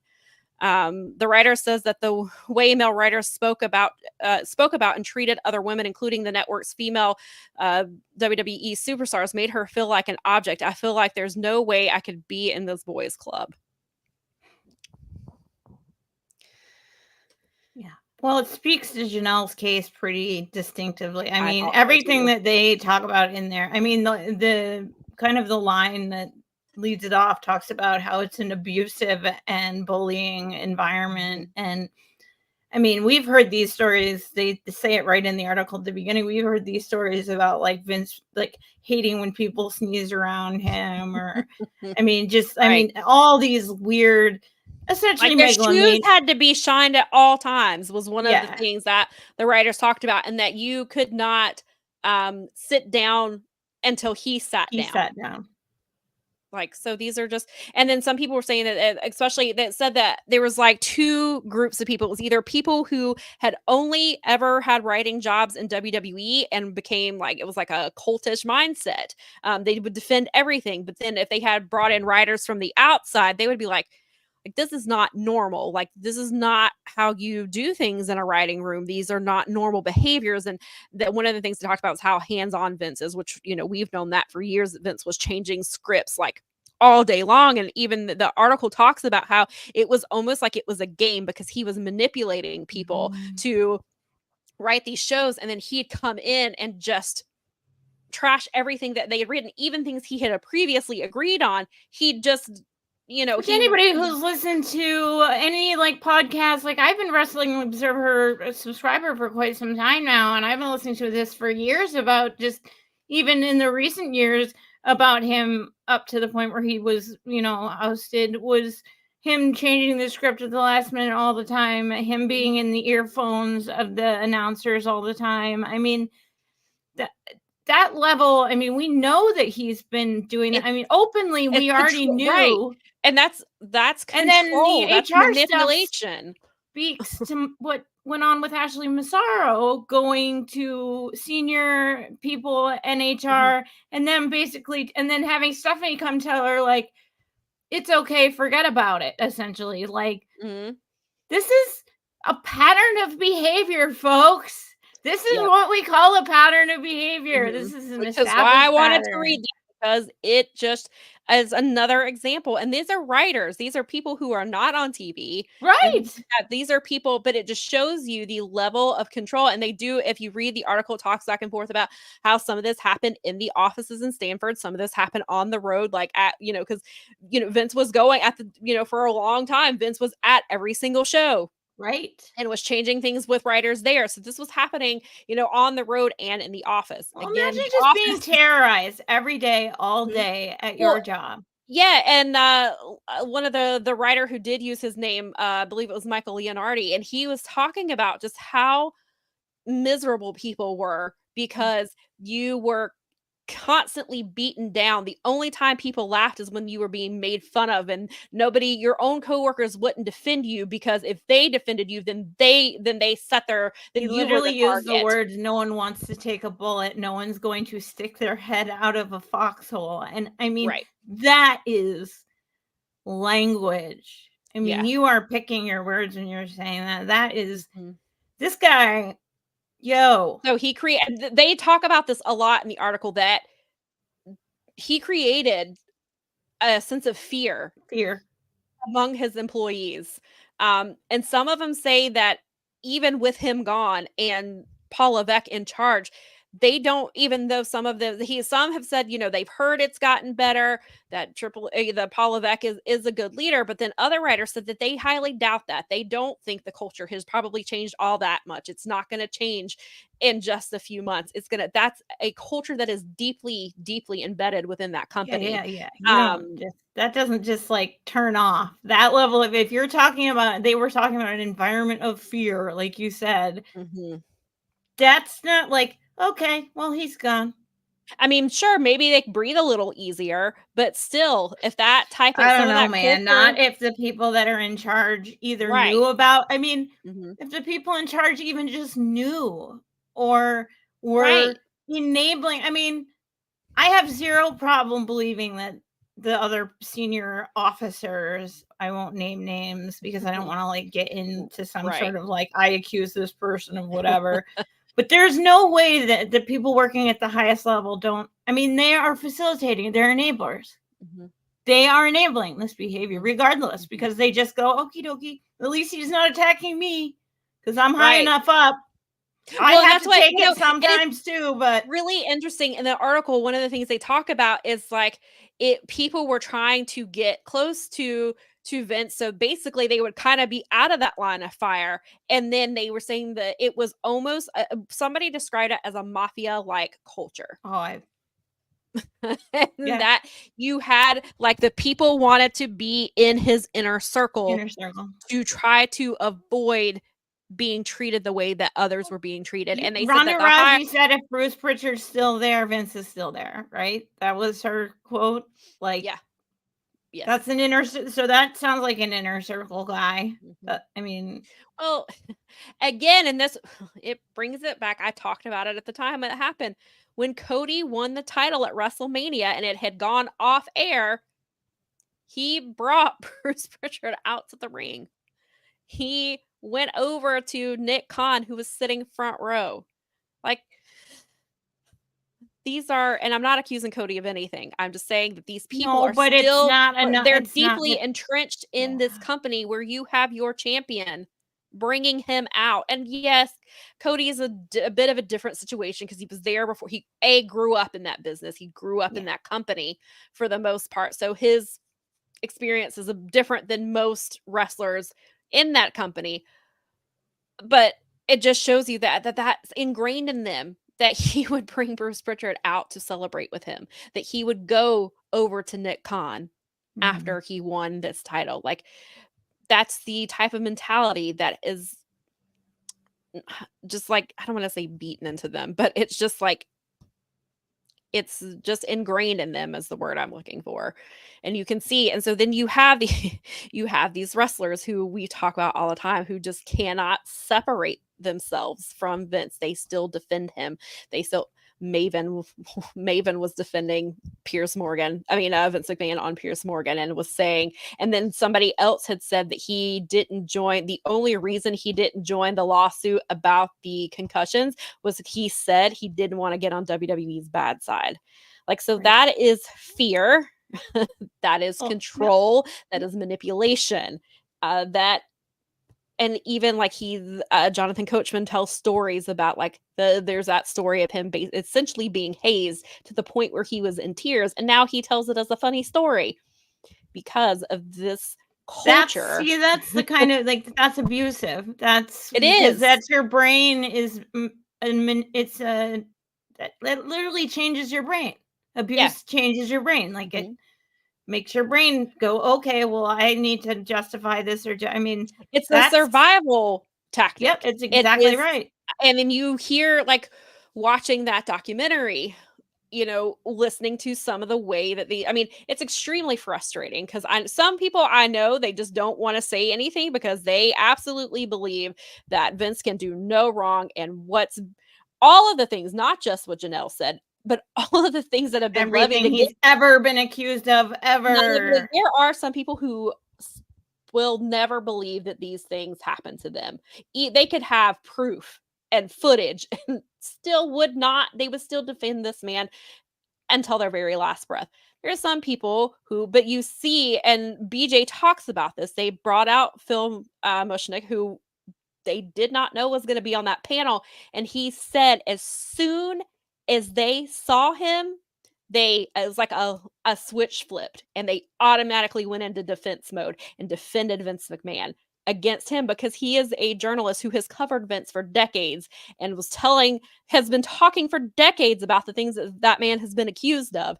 And so they immediately went on the defense and immediately started saying Vince is great. None of this stuff happened, like this type of stuff. And this just shows you again, the pattern that has been established here and why. And it's super frustrating. And I'm going to call out these wrestlers who still, who still side with him, but you see like why. And that's the question. Why do these people still defend him? They don't work for him. They haven't worked for him in 15 years.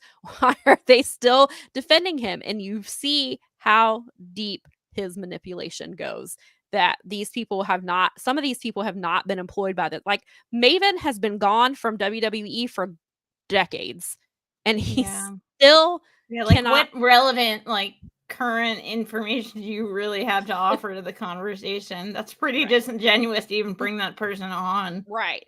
Yeah, I think he has a podcast, so I'm guessing that's probably. Of course I think he does. talks about his experiences in the company, so I guess that's why. But I mean, you see that, and it's just, I mean, some wrestlers have gotten it. They're like, wait a minute, this is not right, and then there are other wrestlers who are just like, well, if it wasn't for Vince, I would not have been successful. I wouldn't have made millions of dollars. I would not be here on my grifting podcast right now. There's just, and so it's really frustrating to see. But then when you hear like these stories from the writers, you remember this is a fear-based company. It's manipulative. It's controlling. It's perhaps has gotten somewhat better with him gone, which I appreciate that. But we've talked about, I mean, they do try to be like, oh, well, Vince isn't here. John Laurinaitis is gone. Everything's okay, when probably not the case. There's probably, sure, maybe it has gotten better. Maybe for some people, it's, maybe it is the best job that they've had and they don't have to deal with any of that. But there are still people in his inner circle that work for that company. And and then of course there's probably differences from people who are maybe in NXT in the Performance Center versus people who are on the main roster. There may be a different environment within that, but you also have Shawn Michaels, who, and again, I'm not saying anything about how Shawn Michaels runs NXT, but Shawn Michaels is somebody who has been in that system for decades and things like that. So maybe he tries his best to not allow that to happen here. But then you go back to Ronda Rousey's story, and Drew Gulak was in NXT when this happened to her. And that was only a few years ago. So it's just, it's just a lot. And, Lady B just made the comment that as someone who previously worked for a narcissist, the emotional manipulation takes time to unravel. Everyone needs a therapist. Absolutely. True. No, yeah, I've also experienced that in my professional life. So it's like totally. I mean, I had a good friend who it took me a really long time to realize that they were a narcissist and to kind of unwrap a decade-long friendship that I had with that person. Because you really don't want, I mean, I get the emotional connection you have is you don't really want to let go of that thing that you find to be a special thing to you. It's like people, struggling with, should I, consuming art that was, I mean, if we got into that, we probably would never consume any art ever. Right. But I mean, at the end of the day, it's really difficult for all of us to, no one knows exactly that they're, I mean, I'm not saying that you don't know you're being manipulated, but sometimes it does take a minute to go, oh, wait a minute. Sometimes it takes being away from that situation, because that's kind of what happened. I mean, I started to figure out, towards the end of the friendship, I started to realize like, hey, all these things I overlooked before are actually tactics, and they weren't doing it to just me, they were doing it to other people in our friend group. And then you kind of see, and then the further you get away from it, you're like, wait a minute, is that what that was? And that's still, I mean, it's been almost 6 years, and I still sometimes will see things and be like, how do because you just don't, because sometimes you just accept, well, that's just how that person is. Just some people are, they're wired that way, this is how they deal with things. And then sorry, there's a mosquito in here apparently. That's so weird, because I have a bug in mine too. And then you realize, like, just some patterns and things like that. And I mean, of course, and there's all varying levels of, narcissism and things like that. And maybe the tactics weren't the same or things like that. But I mean, it's, there's just a lot that you have to, it's hard to confront, and not necessarily hard to confront. You may not even know that you need to confront it until it gets to that point. Or you're like, again, like in my situation, I was starting to realize some things that I didn't like. And then as I pulled away and got further away and cut off communication with this person, and then started reflecting, then you're like, well, what was real? What wasn't real? Did our friendship ever mean this? Did our friendship, and then I met other friends through this person who I am still friends with. And then it's like, and I can see that they're still friends with that person, and they are dealing with some of that stuff, or they have like never even bothered. They have taken that person's story, side of the story, and have not even bothered questioning and asking me, hey, this person says this about your friendship, and never asking my side of the story. They are taking, because that person is their friend, and they think, oh, this person is telling the truth to me, and they just continue about their thing. So it's, there are varying levels of it that can happen. And it's just, right. You get disconnected from other portions of your life, which is scary. And you actually have, like, I mean, there's you feel bad because you're like, did I allow myself to be manipulated? And why did I allow myself to be manipulated? And even then, it's not even, and some of it was not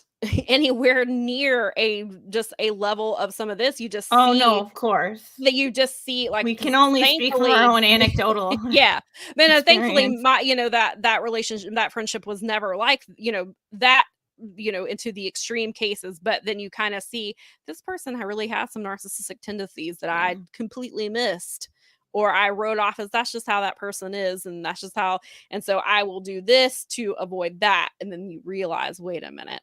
And also remember that we learn and we grow. Ideally, we are maturing always, so we are able to go, wait a minute, something's not right here, and I need to address that thing. And right.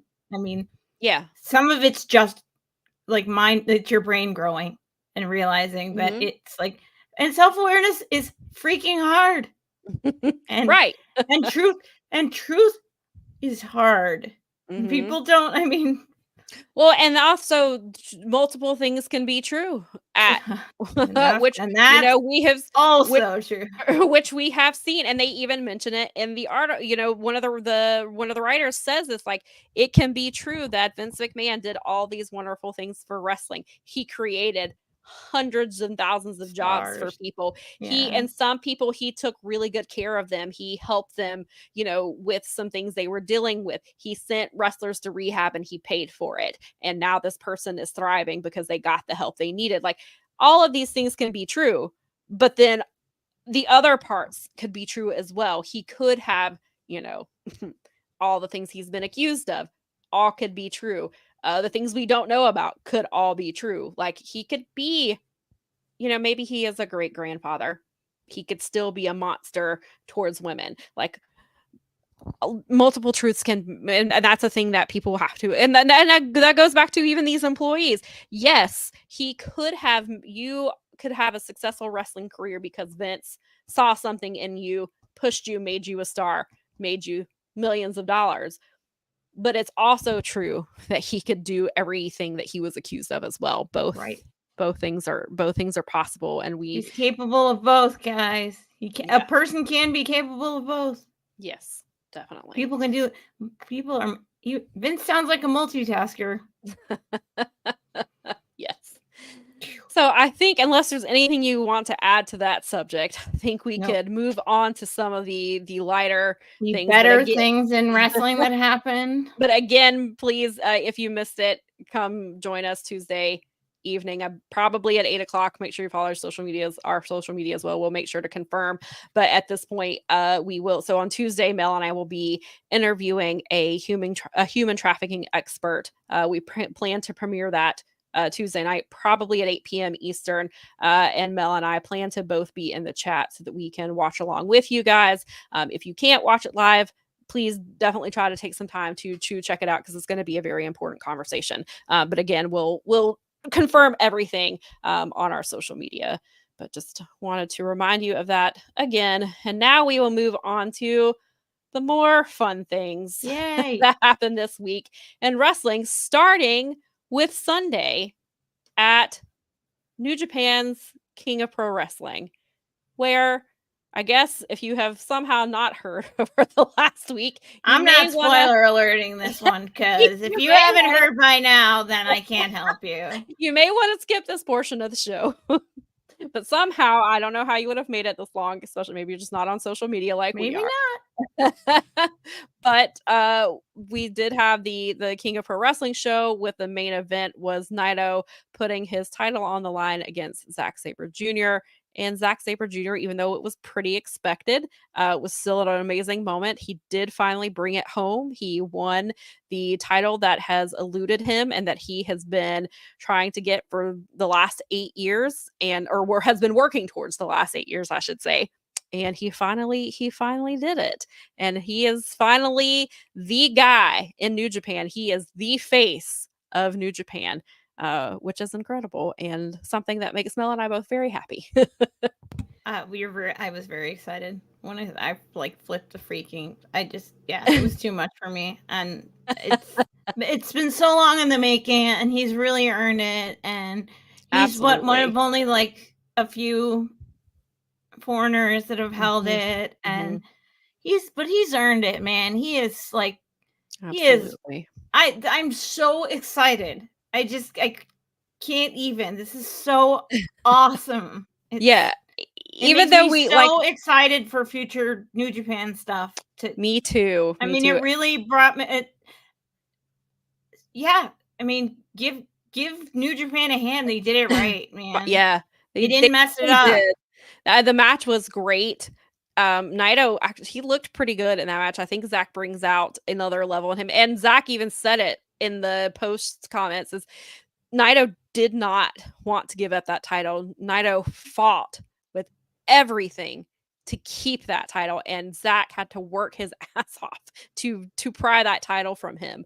And it was wonderful. And like, unfortunately I knew about it before I saw the show. It was on I opened Twitter, was checking something else, and then it brought up the suggested things, and there it was Zack Sabre Jr. wins the IWGP Heavyweight Championship, which I expected. I knew going into it that that's most likely what they were going to do. Poor Naito and his knees just are struggling. And it's time. He needs to do what he needs to do for his body. Zack needed this title. They couldn't wait for Wrestle Kingdom at this point. And they go into Royal Quest today with that title. He was wrestling Sonata for that title, and he and Sonata have some history. And so there was that. And then we saw, like, as soon as Zack won, people started coming for, like, man didn't even have a chance to celebrate. And here comes Sonata. And Sonata and Zack were already wrestling, and he's like, let's make it for the title. And then here comes Shooter. Shooter. And I laughed when I saw Shooter. I was like, he's like, my dad is really mad overseas. My wrestling dad is, and he's mad at people not living up to their potential. So I have got to challenge for this title. Right. My dad is going to ground me, or he will beat me like Yuta, and he's going to call Bryan Danielson to come make me hike for 18 hours with him or something. So through the desert or whatever. Yeah. So Shooter had to come out there. Then we saw Shingo came out there too, and he's like, Zack is like, everybody get out of my ring. Like, I literally just won this. Please let me enjoy this. We will talk about this some other time. Sonata, yes, I'll give you a title shot. See you Sunday. Get out. Shooter, I'm not even talking to you. Get out. Get out of here. Like, what's or get out. And it was really great because in this celebration, he spoke to the fans in Japanese, which was really cool because when Kenny was not a heel, Kenny would speak in Japanese to the fans. And, that speaks to Zack. He has really made Japan his home. He has learned the language. He lives there. During the pandemic, he was in Japan the entire time. He didn't go home for several years. Like, I believe he said it was like 3 or 4 years before he got to go back. I mean, he wrestled, and when he was able to wrestle in the UK, but like, he just immerse himself in that culture. And he said it's always been about wrestling for them. He does not want to use this as a launching pad to come to one of the American companies. Like, this has been his dream. While we've seen so many wrestlers whose, their dream is to have their Mania moment, Zack's was win the IWGP Heavyweight Championship. And it finally happened. And he literally said that doing his kind of wrestling to a North American audience was reading Shakespeare to a dog. Oh, Zack. He's not going to be offended by that. He's so Zach. He is. He knew who he was talking to, though. He did. I love that guy. God, he's so, like, this is great. I couldn't be happier with New Japan right now. Like, this is the right thing. Yeah, there were so many great matches on that card. Like, they had a special match with Hiramu and Mystico, and apparently they sell New Japan rice cookers. Oh, God. Hiramu comes out with the rice cooker, opens it, and Mystico's mask is in it. Which is just that, of course, on brand. Yeah, and then Hiramu is wanting, which I don't want this, he's wanting to do a hair versus mask match with Mystico, and I don't think Mystico is losing his mask after 20 years, but I don't want Hiramu to cut his hair. No. So I was like, I don't like this idea. I was like, please stop. But there were so many great matches. We had Shingo versus Oiwa, had a really great match, and he... I'm trying to think. There was some really good matches on. Goto, of course, being Goto, had another amazing match, and they were talking about how all the fans got behind him during the G1 and basically were almost like willing. I mean, of course, we're glad that Zack won, but we were almost willing Goto to win instead. It was New Japan has some good stuff happening right now, and I'm really happy for them. And they've got the X-Over shows coming up soon. They had Royal Quest today. Of course, Wrestle Dynasty is in January. Colin says that he thinks that we're getting ZSJ versus Shingo at the Dome, and I am here for that. I am here for that. Yes, please. Love Shingo Takagi. Oh my God, that would be great. I love, of course, Zack. I know I keep forgetting to post it. I was like, I guess I should post my picture. I mean, I posted it years ago when I met him, but I was like, now that he's won his titles, does mean I need to share my picture with Zack again. I met Zack on he was here for my indie that I had at the time.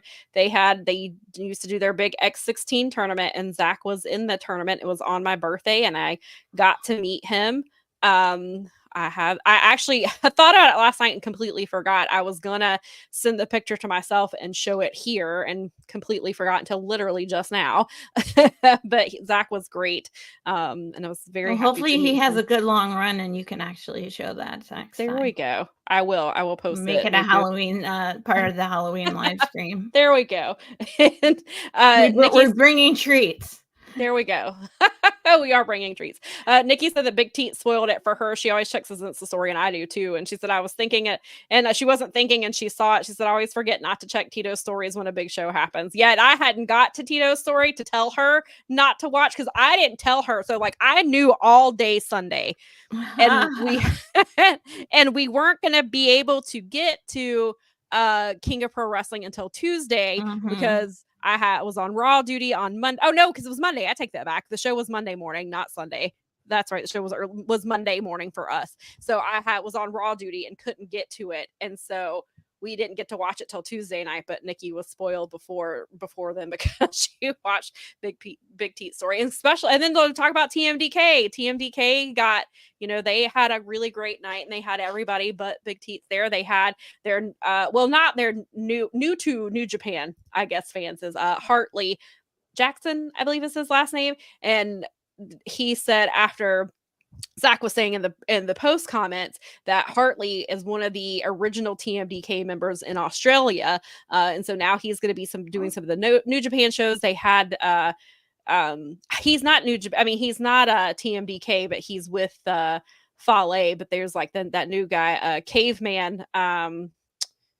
What's his last name? Joe? No, what was I forget his name, but that was the first time I had ever seen him, and he looks really cool. And so I was like, he looks like he'd be a New Japan wrestler. And Nick, yes, Caveman Ugg. Thank you. I'm completely blanking. And you would think that's okay. The easiest name to remember. And my brain was like, nope, don't remember that. That's why Caveman Ugg was really cool. It was too easy. Yes, but TMDK, I'm glad to see them, having success. I love those guys. I hope. Hope they bring Tito back over sometime soon. Tito, I know, he does obviously the New Japan of America shows a lot of the times, which is great which I always say, Tito was in TMDK before Zack was, but they sure hell they took like 8 months before they totally put his just name. took it over. I think it's so funny how he just took over TMDK and was like, "Now I'm the leader." Okay, Yeah, that's just the way it went. The former Jonah put him in TMDK before he signed with WWE. Yeah, right. So, and he was in it, and they were like, they would put up their little video package, and it has all the members' names on the records, and I complained every time. I'm like, where is Tito's name? Tito was added before Zack was officially added. What do we do? And they finally added it. So, and Nikki said that she hopes that Zack talks about George Michael in his promos again. Me too. Yeah. That was fun. Maybe George Michael helped him win his title. It's true. Because he had faith. Yes. I understood your reference. USVA got says a large majority of pro wrestlers worldwide will state behind closed doors that New Japan is their end game. Once the bag of money is presented, the thought process changes. Zack means what he says. I agree. Zack feels very authentic. When Zack says something, he means it, I feel like. And I agree. A lot of wrestlers behind, closed doors will change once they see the money. And I get it. I get, sometimes going elsewhere to get that bag, especially sometimes when New Japan was having some financial difficulties where they weren't able to afford some of the people that they had. But Zack has made it work. And I think Zack, sure, does Zack maybe sign an AEW down the line? Maybe. But maybe he stays in New Japan. Maybe he just uses he has a good relationship with AEW. Maybe New Japan is his home base. He comes to AEW, so a few months out of there, not a few months, but a couple months, and he'll, he does the Forbidden Door shows. He comes and does some Ring of Honor shows, and then he just goes back to Japan and, does what he does there. I think, it sounds like that New Japan will always be Zack's priority, no matter what he ends up doing and how shows cross over. And Nikki said that that caveman Ugg makes her think they'll salute your shorts, and she had a crush on Ugg as a kid. Can confirm. Cute. Can confirm. You're hilarious. So cute. Oh. But yeah, so I'm very excited for this Zack run. Me too. I think done. I think he's going to have a really good run. I think he's going to make that title mean a lot. Not that Naito didn't, and Sonata and things like that. I just think that it's going to be a different era. It's the Zack era, as he said. We had this with the Summer of Sabre, and then in the post show comments, he said it was the era of Zack now, and I'm here for the era of Zack. Me too. I'm part of that era, wherever that leads. Do you have any other comments about that show or that? No, I'm with it. I'm like so happy. I can't even deal. I just think it's so great. It's so great. Agreed. I mean, I don't think you can say anything else. So we were last year, obviously, on the WrestleDream pre-show, and so we are 8 days out now, and so do you have, before we get into some of the aftermath that has happened in the 8 days since then, do you have any thoughts that you want to give about this pay-per-view before we move into some of the other stuff related to WrestleDream? The ladies match totally lived up to the hype. Sure did. It was excellent. Great job. Mm-hmm. I really liked the Ospreay match, obviously. Oh, the triple threat was incredible. That was way better than I realized it was going to be. I knew it was going to be good, and they still blew my mind. Ricochet has he's come out of his WWE shell. It took him a couple matches, but once he got going, last night on Collision against AR Fox, and again, this is somebody he's had he's wrestled for a decade. They've had a relationship, and they wrestled together, and I was looking, they wrestled together in Evolve, Dragon Gate USA, PWG, CZW, just years. And so Ricochet and Takeshita, that one of the best 3-ways I've ever seen, I think. Definitely. I totally agree with that. I mean, I'm lukewarm.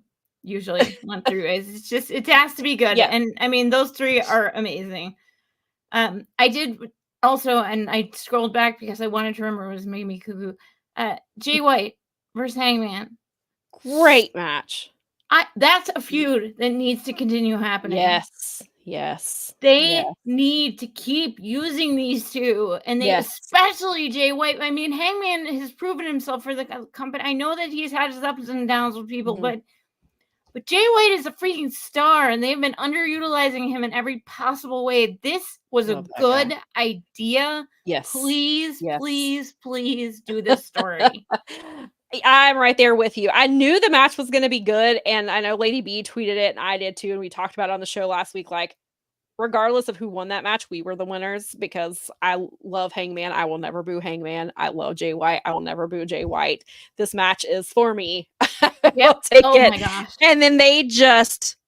at first, I was a little surprised that they opened the show with that match, but in hindsight, it was really smart. Made sense. It's made a lot of sense, and especially because of how it bookended the show. It was another show that, like, actually, regardless of the time, he's getting better at pacing his shows, I think. His mixtapes are better. His lineups. It's more compelling. It gives you the ups and downs you need. It keeps you engaged. Like, I feel I'm having an easier time staying engaged with the shows than I have at some past times. Not every show, but sometimes. I'm not necessarily thrilled with the women going on second 2 pay-per-views in a row. I mean, on the one hand, I get it because the crowd's still usually really hot, and they're not, because sometimes by the time it gets to the women's matches later, the crowd kind of is just, they've been through a lot. Yeah. But also, you need to book your women like you give a shit. Right. So putting them later in the card, giving them longer matches. I think this pay-per-view match, I think Mariah and Willow got 10 minutes and 50 seconds. Not thrilled about that. That should be that match. I mean, they made the freaking most of it. They sure did. They sure did. But if you're only going to have one women's match on your main card, give them 15 minutes, please. Yeah, I mean, 15 to 20 minutes seems totally reasonable for those two. When Mercedes has pay-per-view matches, she typically wrestles like 18 minutes, which is what she was doing in WWE. So she's probably, requested that, and she should, but then they should be doing that with their other, and that's been a complaint. And they had been for sometimes their women's matches on pay-per-views were getting 15 minutes, 17 minutes, occasionally 20 minutes. And I don't want them to, but when you have, first of all, you should not have a singular woman's card. I mean, you did have the Anna Jay match. Anna and Harley, I thought, did a really great job on the pre-show. Other than the part where the referee had to push her shoulder down, which not a great look. Just yell at them. I would rather hear you audibly say, put your shoulder down, than to see you push it down. Because I saw it when it happened, and I was like, oh boy, that's not a good look. Let's not do that.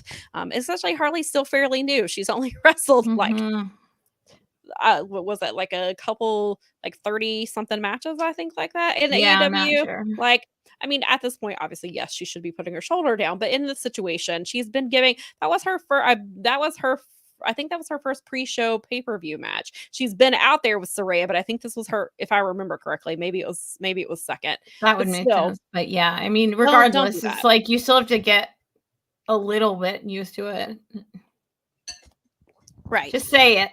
Just call it out. Don't. Yeah, I would rather audibly hear you do that, because that really messes it up. Yeah, I would rather audibly hear you say, put your shoulder down. Yeah.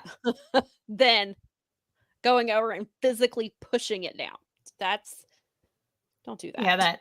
Yeah, I saw something yesterday that apparently they got kind of like not called out for it, but AEW has spoken to them, and it's supposed to not be an issue moving forward. So we'll see how that plays out.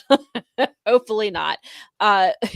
Colin says that Jay White should have been champion way before now. It's ridiculous that he hasn't been. I would agree. They were some of the storyline choices with the devil. They certainly could have put the championship which I will, at any point. I will actually, let me get to Laurent's comment, and then we will go back to this because it leads into the Adam Cole That's whole situation on Sunday. Lauren says a world title match should never get less than 15 minutes. It's ridiculous. After all these years, there still has never been a women's match that has gone 19, let alone 20. I think there has been one that has gone 20. I think Thunder Rosa and Britt. I'll have to check that. I think, but it was like 2 or 3 years ago. Which is a problem. It should not have happened one time. If it had, I have to double check that. I think that's more than fair. We're talking about championship matches, not. And I get it with like the championship match they had with Julia Hart where she was wrestling injured. I get that one being. That's fine. That's different. That's something separate. I get that, but okay. I will maybe so, Lauren. I feel like there was one somewhere that went 20, but maybe I'm thinking of when they did like a main event match on Dynamite or something. Maybe that's what I'm thinking of. But regardless, you're not wrong. Yeah, regardless, and you should be again. If Raw, which is now 2 hours, can have 2 women's matches, then Dynamite can have, and they did it. Not this week, of course. Week prior, we had 2 women's matches. Like this is what we should be doing. Maybe that's what I'm thinking of. Maybe it was a Grand Slam match that went 20 minutes. Maybe that's what I'm thinking of. Like it was a special edition show or something, and I was thinking pay-per-view. Maybe that's what it is. Something like that. Because I think at Grand Slam this year, I think there was did they get 20 this year? Maybe it was 18. I have to go look. I have to double check that. But regardless, they should be having 20-minute matches on a regular basis. And again, if that's what I was thinking. I think when I was thinking of Thunder Rosa and Britt, which would have obviously been done, it would have been the St. Patrick's show, the very first one. It was the first time the women had ever main evented Dynamite. And maybe that's what I'm thinking of. Could be that. But yeah, regardless, they should be having 15 to 20 minute matches. We all agree that they need. We should be having Full Gear. Better have it at minimum. Yeah. And Full Gear really should have 3 because we should be doing. Mariah, Mercedes. I'm assuming Mercedes versus Chris Statlander is happening at Full Gear because we're getting Statlander versus Camille next week. So ideally that would be it. And then you've got Anna Jay and you've got Jamie Hayter and those stories.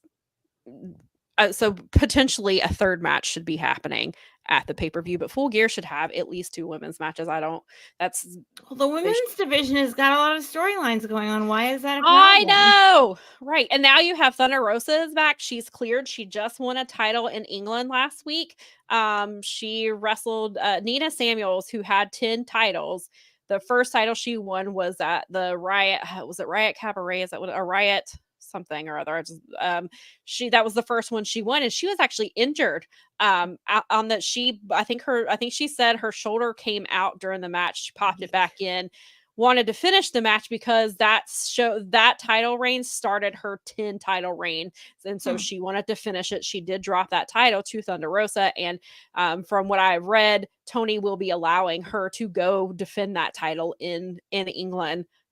Which is great. I don't know if she'll be defending it here. Hopefully that would be cool if she does. So Thunder Rosa, she's doing stuff. You've got Penelope Ford is back after 2 years, and she cuts this promo last night. So she went after Jamie because her very last partner was Jamie. Jamie didn't call her for 2 years. Jamie came back. Wow. She came back at All In, and she got this great reception, and she had to and nobody has been asking where Penelope Ford is except us. We have asked about it. She's like, we may have asked one. So now we have this, right? So now you've got this story. You have Deanna and Taya who are building their story as a tag team. So there's all these moving parts. Harley Cameron has been doing some really great stuff. Yeah, I really talked about it last week. She's looking really, really good. I think Anna Jay had her best match in AEW last night against Mariah May. I think that was the correct thing to do. I don't like title eliminator matches really at all, and I don't like them on Battle of the Belts. However, I think that was the correct call to have her beat Mariah in a title eliminator match, and she gets a title shot in 2 weeks. And if I did my math right, her title match comes in 2 weeks. I believe that's November the 2nd or 3rd. And the following week, Anna Jay has her New Japan Fighting Spirit Unleashed match, where she's in a 4-way. So to build her up going into that, I think is really smart. They seem to be handling Anna well since coming back from Stardom. And I thought Anna looked incredible I thought she looked really, really good. And I was happy with that outcome. I'm glad they main evented. Battle of the Belts is a show that is largely forgettable, but I think they did. But last night they had 2 really great technically 3 if you count BCC's Collision. They had they defended their trios titles at the end of Collision, and then they started beating people down. Dark Order came out, and so John Moxley said, hey, let's put our titles on the line again against Dark Order. It's technically Battle of the Belts by then, so we technically got 3 title matches last night on Battle of the Belts, which was that. Then we got that incredible nice change. Yes, we got the incredible Okada Kyle O'Reilly match. Like, as soon as they hinted at that at WrestleDream, I was all for it. I love Okada. I love Kyle O'Reilly. That is the match. They gave me the match that I wanted. It was everything I could have asked for. And I was like, I think I was really happy with that. I'm going to go to some of the comments because I do want to talk about this the Adam Cole thing will actually kind of lead into the Dynamite as well. Laurent says that Anna or Hater will probably happen on 0 Hour, probably. The division has taken a step back since All In. They did seem to get a little off track, but it looks like they're starting to get back to some kind of course correcting a little bit since All In. But I would agree with you there. Or I guess more All Out. Laurent says that they bring the bunny back. I liked her and Penelope together. Yeah, she's not with the company anymore, but maybe they will bring her back in. Maybe they will re-sign her because I'm pretty sure she was released, wasn't she? I'm not sure, but I don't believe she's under contract with AEW. I think you might have been one of the people. I don't know. Yeah, I was gonna say I don't know that she was one of those 10 that was cut. I think her contract was not renewed. Remember, yeah, if I remember correctly. But I would like to see her back if they do bring. Yeah. I would totally be down for that. I agree, Anna Jay. Well, I said I guess I answered your question before I saw it. I think Anna Jay has definitely improved. And I do hope they give her more reps. I like how they're handling her so far coming back from Stardom. She cut a promo after the show last night talking about how, like, of course, 5 years ago, sure, she would have liked to have become the champion, but over the following years, she didn't know if she could actually be champion or go toe-to-toe with the champion like that. And then she said going into that match she knew that she could beat Mariah May, and she did it. And she was like, she said, I might not be the best professional wrestler, but I swim every day. Or she was talking about a sink or swim situation, and she was like, I swim every day. And she's like, and so I thought that was just a really it was a really cool thing. So I am interested to see. I hope they continue to handle this well. And I can't say this enough, and Nikki said it too. I think Britt Baker would benefit from going to Japan or at least at the very least do some indies. She needs to do some indies or do some Sky Blue wrestling. Sky was doing indies before then, but she was doing some indies too. And she needs the work. I think Britt needs to not rely on the fact that she's the first woman signed by this company. I think this woman, again, this division has moved a lot faster, and she is getting left behind. I did think her last match that she had against who was I'm trying to remember what that match was that she had prior to her, because then she got strep throat and she didn't wrestle. I thought she looked solid in that match. She looked much better than she did in the match with Mercedes. Yeah. But she's gonna have to really, which was what we talked about before. She's gonna have to work. She's gonna have to just do more. Yeah, here we go. Colin says send Britt to the Sendai girls to train under Miko. And the Sendai girls, that's where Nyla was. Nyla was in Sendai before she came to AEW, and she talks about wanting to go back there and wrestle them again. And that was some of the stuff she was doing. Laurent says that Britt and Sheeta could use an excursion somewhere. Britt, that's what it was. Britt and Deeb. Yes, that's right. Because Serena had to slow down a lot for her because Serena works quickly. Like you saw the match she had with Aminata the previous week, and Aminata was able to keep up with Serena where Britt was not. And again, I know Britt also, she was out for 10 months. She's still working her way back. Like, I get it, but you could definitely see that Serena was having to slow down her style to work with Britt to get on. And again, I know that's she missed a lot of time, and it's going to take some time to kind of get back to where she was, but also but she needs to show that she has the desire to do the thing. I mean, all these other women are working hard, so you need to work at least as hard as the women that are in the division right now. That's that's just normal. That's nothing that's not some big giant ask. That just seems like baseline. Well, and you've got Penelope's going to have to do the same thing. Penelope's been out of action for 2 years. She's going to have that division has changed so much. Yeah, a lot. And Penelope was doing indies, and I thought Penelope was a really solid wrestler before, but she's also going to have to. That division has changed so much in those 2 years. Even in the 10 months that Britt was gone, that division has changed a lot. So Penelope's going to have to do the same thing. When Ty Mello comes back, she's going to have to do the same thing. Like this division has moved fast, and it has grown a lot, and has evolved into a different style from what it was in the early days of the division. And so they're going to have to really step up to fit into the way, in a good way. I mean, I agree. Really strong division now. I mean, it's way better off than it was. I mean, this is the best it's been, I guess, is what I would say. By far. Yeah, there's a lot of of course, there are a lot of things I wish that they will work on, and hopefully they will flush out. But they are in a really steps. They're right. And we, sometimes this division is 2 steps forward and 3 steps back. Well, we probably need a women's main event sooner or later. I mean, that's sooner than later. It needs to happen before the end of this pay-per-view this year, is what I was trying to say. I would agree. The work rate for the women has increased dramatically. And then Nikki, she says she, as in Britt, would fit better in WWE, and going to Japan would really help her. Yeah. At the bare minimum, she needs to be doing indies. Yeah. I mean, otherwise take the bag and go to WWE. That's fine. I mean, it's what it is. Yeah. You don't have she's to be she's got the character work down. That's not. You don't need to be a good wrestler to be in the WWE. No, because there are some. Well, I don't want to get into that, but yeah.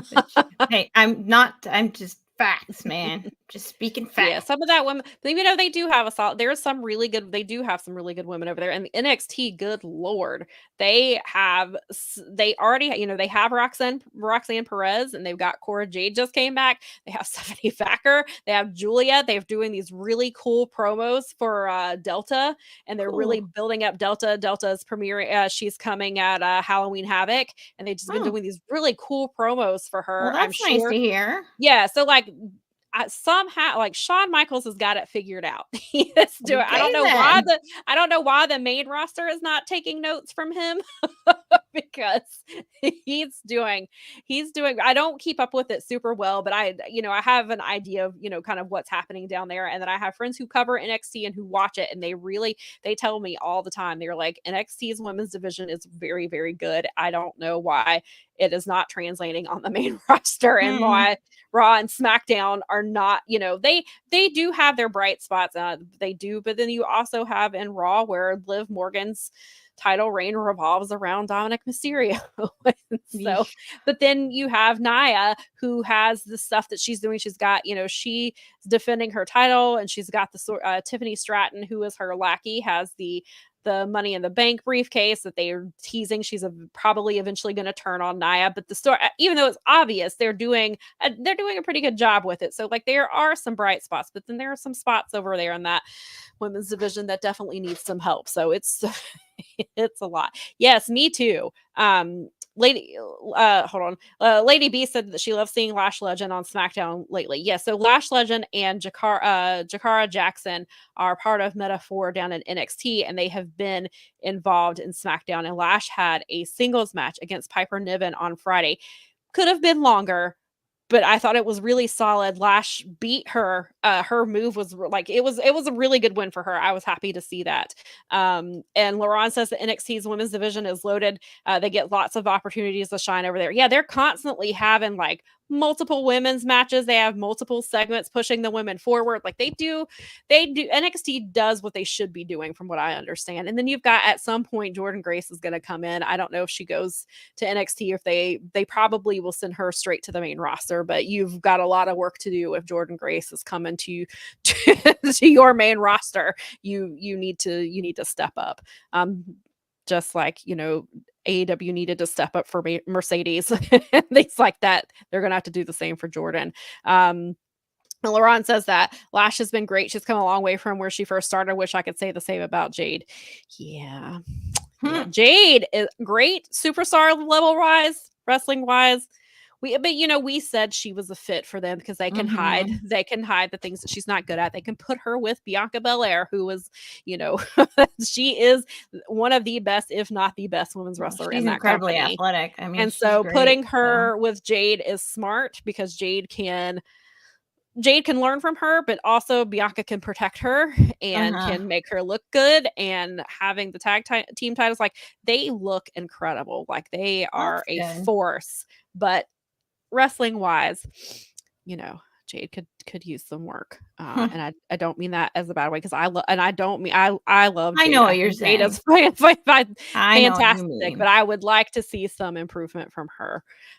Nikki says just her character work and how she wrestles feel more like WWE. Let's talk about Britt. I'm not saying everything is Britt, just feels more like a WWE wrestler, and there's nothing wrong with that.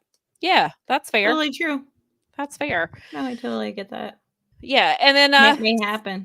This will kind of lead into both of these things. The topics will lead into what we've seen this week. So we had Adam Cole come back at WrestleDream and then cut a promo that was kind of, or like he just kind of comes out. It just felt like not the promo he had on Wednesday, but like when he comes, no, I'm sorry, take that back. So at WrestleDream, he comes out, then that brings MJF out. And then we've got the Daniel Garcia story. Like it felt more like a Dynamite segment than a pay-per-view segment. It really did. Just very odd. And the MVP situation with Swerve, like, I know you have to get Swerve on the pay-per-view because he's in, his home state. But that segment with MVP was a Dynamite segment. I don't know why we were doing that, because my assumption, and we talked about it on the pre-show, is that it was going to lead to Bobby Lashley coming out, and Swerve and Bobby Lashley would wrestle right then and there. And it's not at all what happened. Not even close. Yeah. And it just was very, like, I enjoyed the segment. It was just out of place in that pay-per-view. Yeah. And so that was just very weird. I think that was probably my biggest issue with that pay-per-view. And I'm not thrilled with the ending of Jack Perry versus Shibata.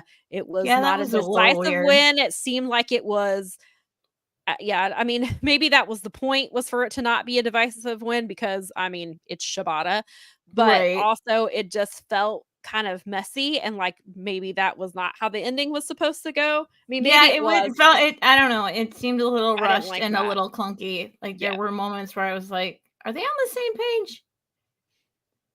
I'm not sure if they are. Right. Yeah. That's how I got the feeling. I mean, I haven't watched as much as a lot of people, but I've watched enough to like go, that seemed weird. Yeah, it did. I was not thrilled about that. But then, that whole segment with the Adam Cole and MJF, it just felt like, and Daniel Garcia, and like, I think they're putting Daniel Garcia made sense, because I think that's the spot they're putting him in, and that's the story. But then you have MJF, and then you have Adam Cole, which then leads to the Adam Cole segment on Dynamite, which at first I was like, awesome, Adam Cole's here. Right. Yay. Nikki is like, MJF is coming. MJF is coming, which she was correct. But then then I just kind of, it lost me. Like I don't know if it's just because, and I quickly got bored with it. And I don't know if it's because, like, and I love Adam Cole, and I don't dislike MJF. I just felt like I did not like that double storyline. It got way too convoluted. They should have ended it sooner. Adam's injury, I know, changed a lot of things, but they made a lot of really dumb decisions with that storyline. And that ended up probably being, it's, a lot of people think that it's probably the worst storyline AEW's ever done, or at least one of the, we did have the nightmare thing with Brandy Factory and at the beginning, yeah. yeah. Oh, well, that, and we also had the nightmare thing with Brandy, yeah. Brandy and Luther, and yeah, I remember that storyline was pretty bad too. But the double storyline was just, it ended up being a hot mess, and Jay White got wrapped into all that and Juice, and so I don't know if it just felt like it was reminiscent of that, and that's why I lost interest. I lost interest quickly, and then I really liked how they opened it with the Mox stuff. Then they went into that. Then they bring out FTR, and I was just like, this show is not for me so far. It has lost me. I know this show is for some people. For me, it is losing it very quickly. And then they finally started picking it up again. Oh, and then do not like Jericho. That was the other thing. Jericho is still in this stupid Ring of Honor title picture. I don't understand that at all. Why? I don't know how accurate this is. I had heard on Saturday that Jericho was initially supposed to win. So I am terrified that he is going to win Wednesday in this ladder war. Ladder wars are specific to ROH. That's a big match that they do down there. We're doing it on Dynamite. I'm very concerned that Jericho is going to win this title. And there's no point. That doesn't make any sense. The match should have ended on Saturday. It should have been it. Mark Briscoe should be paying attention to Shane Taylor, because Shane Taylor called him out months ago before he was injured. That's what we should be doing. Shane Taylor, their goal right now should be getting that title on Shane Taylor by Final Battle, and not bullshitting around with Chris Jericho, because apparently Chris Jericho wants that title. Again, I don't know why. He's already gotten it. Why does he want to be on the end of the year show? They're not going to put him on Honor Club. That title's going to be... No, he's not going to be on Honor Club. Is he just hanging on to it so he can do the pay-per-view, the big pay-per-view at the end of the year? That's Final Battle. You just said it, right? Final Battle's in December. I don't know what that's their big end of the year one. That's their big end of the year. That would be a pretty big drag if your freaking championship belt is on somebody that's on the main roster, as it were, is on the Dynamite. The AEW roster is just carrying around the ROH belt for. Well, and Mark Briscoe's they've kind of already. He's been doing that too, I guess. But that's not a guarantee. If they put, I don't know. Mark Briscoe has more of a connection to ROH though than Chris Jericho does. So, well, Chris Jericho has no connection to Jay Briscoe, Jericho has no connection to Jay Briscoe as far as they never worked together. But somehow he has made this the focal point of his storyline, which I don't get. Weird. And I have heard, there was the stuff that even though the Learning Tree stuff was Jericho's idea, Jimmy Jacobs worked closely with him on it, because Jimmy Jacobs did the same damn storyline with Brian Myers and Impact, which we've talked about. And so even with Jimmy Jacobs being gone, it seems like because Jericho is the highest paid wrestler on that roster. Yeah. Well, or at least he had been. I don't know now, maybe because of Okada and Mercedes, it might be a bit different, but regardless, he worms his way. I'm like, can't you go on tour? Aren't the masses wanting to see Fozzy? Yeah, right. Don't you time for another Fozzy tour? It's about time, right? Isn't Christmas it? Tour. You guys, don't you have a Christmas album you want to go make? Right, please go find something to do. Go do a studio album. Come on. Yeah. Lauren, they're right there with you. The first 30 minutes of Dynamite was some of the worst stuff I've seen all year. Yeah, once they got past the Mox, I enjoy the Mox opening, but after that, I was like, that was not for me. Yeah, because they did the Adam Cole NJF segment, then they did the Jericho backstage thing. Mm-hmm. Then they went into the FTR match, and I was like, do they want me to turn this off? Because I was like, this is not for me. This was not for Sam. This is like, Sam, do not watch. Yeah, right. Laurent says that Jericho is definitely winning this week. There's no way he's losing to Briscoe twice in a row. I'm going to listen. When he hit the J Driller, I thought they were going to have him win right there. And Wrestling Inc. had me covered because I was helping out with pay-per-view coverage, and they had me on that match. I think I was like, you put me on this because Jericho's in it and Jericho's going to win and you want me to write about it. I was like, if he wins this match, I was like, after my coverage, I'm going to have to do like a special live session to Powerbombshells so I can yell. And that's might happen on Wednesday. I might have to do a run-in on the Dynamite show and be like, let me come yell. And I'm going to write about it for Daily DDT. They're going to know. And I hate it. I hate it. Colin says Jericho in a ladder match in 2024 is nuts. Agree. I hate it so much. I hate it. Lady B says Jericho has said Tony lets him do whatever he wants, therefore he's winning. Yeah, probably. He let. I hate to say it, but it wouldn't shock me if that were pretty whatever close to reason true. They convinced him to let Mark win on Saturday. Maybe that's how they convinced him. If you lose on Saturday at WrestleDream, we'll let you have a ladder war match on Wednesday and you can win it. For what? For what reason? What are we doing? Which is something I often say about Ring of Honor is what are we doing? But we had Brian a mini show called ROH. What are we doing? Right. And then we had I've gone on the Honor Club podcast a couple times. The Honor, not Honor Club, but the Honor Ramble podcast on the OLE network with Collins and Kyle Sparks. And that's often what I ask when I'm on this is, what are we doing here? I say it like 12 times and not ironically, like literally. What are we doing here? It's literally, what are we doing here? It's not even, and I'm not even being facetious or a rhetorical question. It's like literally, why did Brian Cage win the TV title off of Atlantis in 0 Hour when Brian has not been trying to even get that title in recent weeks? Then you have Atlantis wrestle Kyle Fletcher last night when he beat Kyle Fletcher for that title, but then you have him do a rematch last night and for no title. There was no, what are we doing here? Once again, then you put Brian Cage and Lance Archer on Battle of the Belts, not defending a title. Brian Cage wasn't even defending the ROH TV championship. He was in a tag match with Lance Archer against John Cruz and Jack Cartwheel. For what? For what reason? Because because Blackpool or Packpool Combat Club defended their titles twice in a row. And so they're like, we need some filler time. We can't possibly put a title match here. So let's just have an ROH champion show that he has the title. Him and Lance Archer are just going to go decimate poor John Cruz and poor Jack Cartwheel for a few minutes to buy some time. Interesting. I don't know what we're doing here. Lady B said, I can't help but wonder if making Jericho champion is the most calculated for a TV deal for leverage purposes. Somebody else has said that too. That's why we think he won the title originally to become the Ocho, was to help with that. And then that was also part of the reason that it was rumored that Athena was kept on Honor Club, was to sell ROH because you have Athena as champion. And then that clearly didn't work out.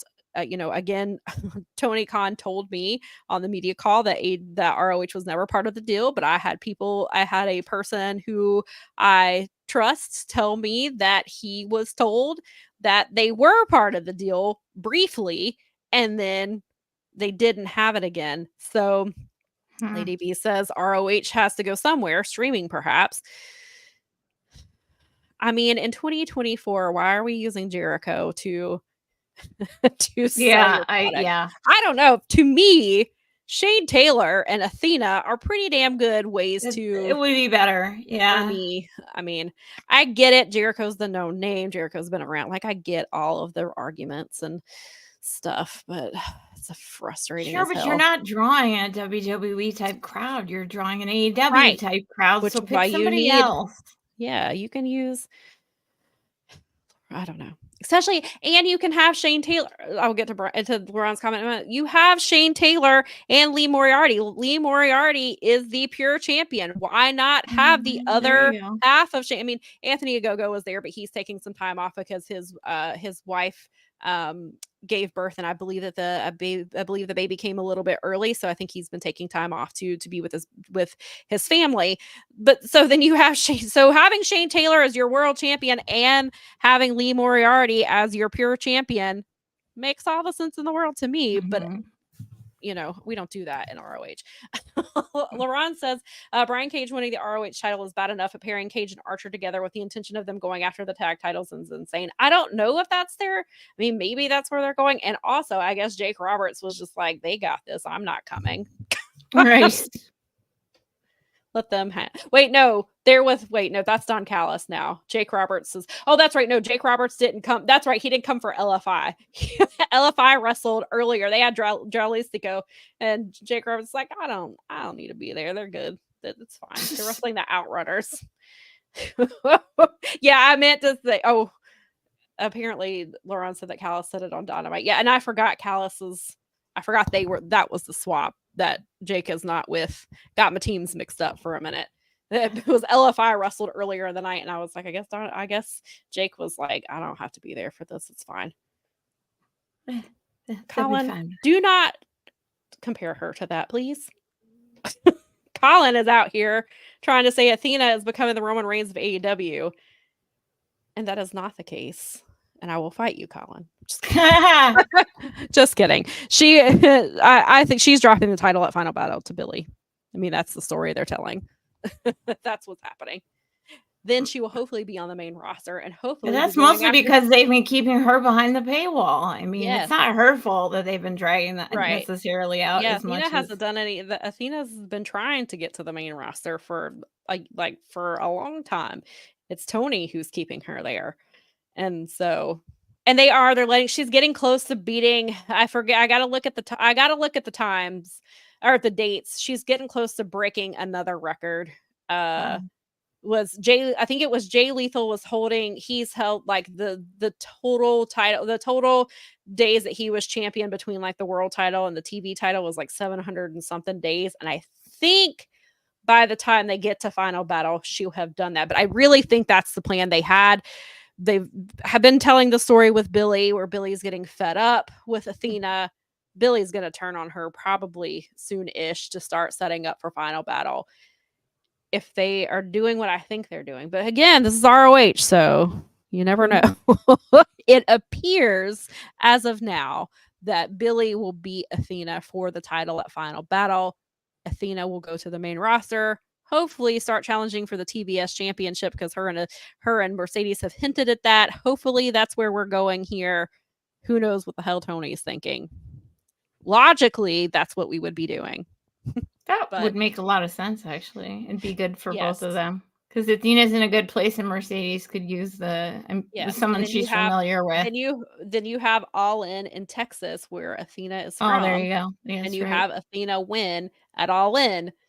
That's what I would do, but I'm not the booker, so who knows?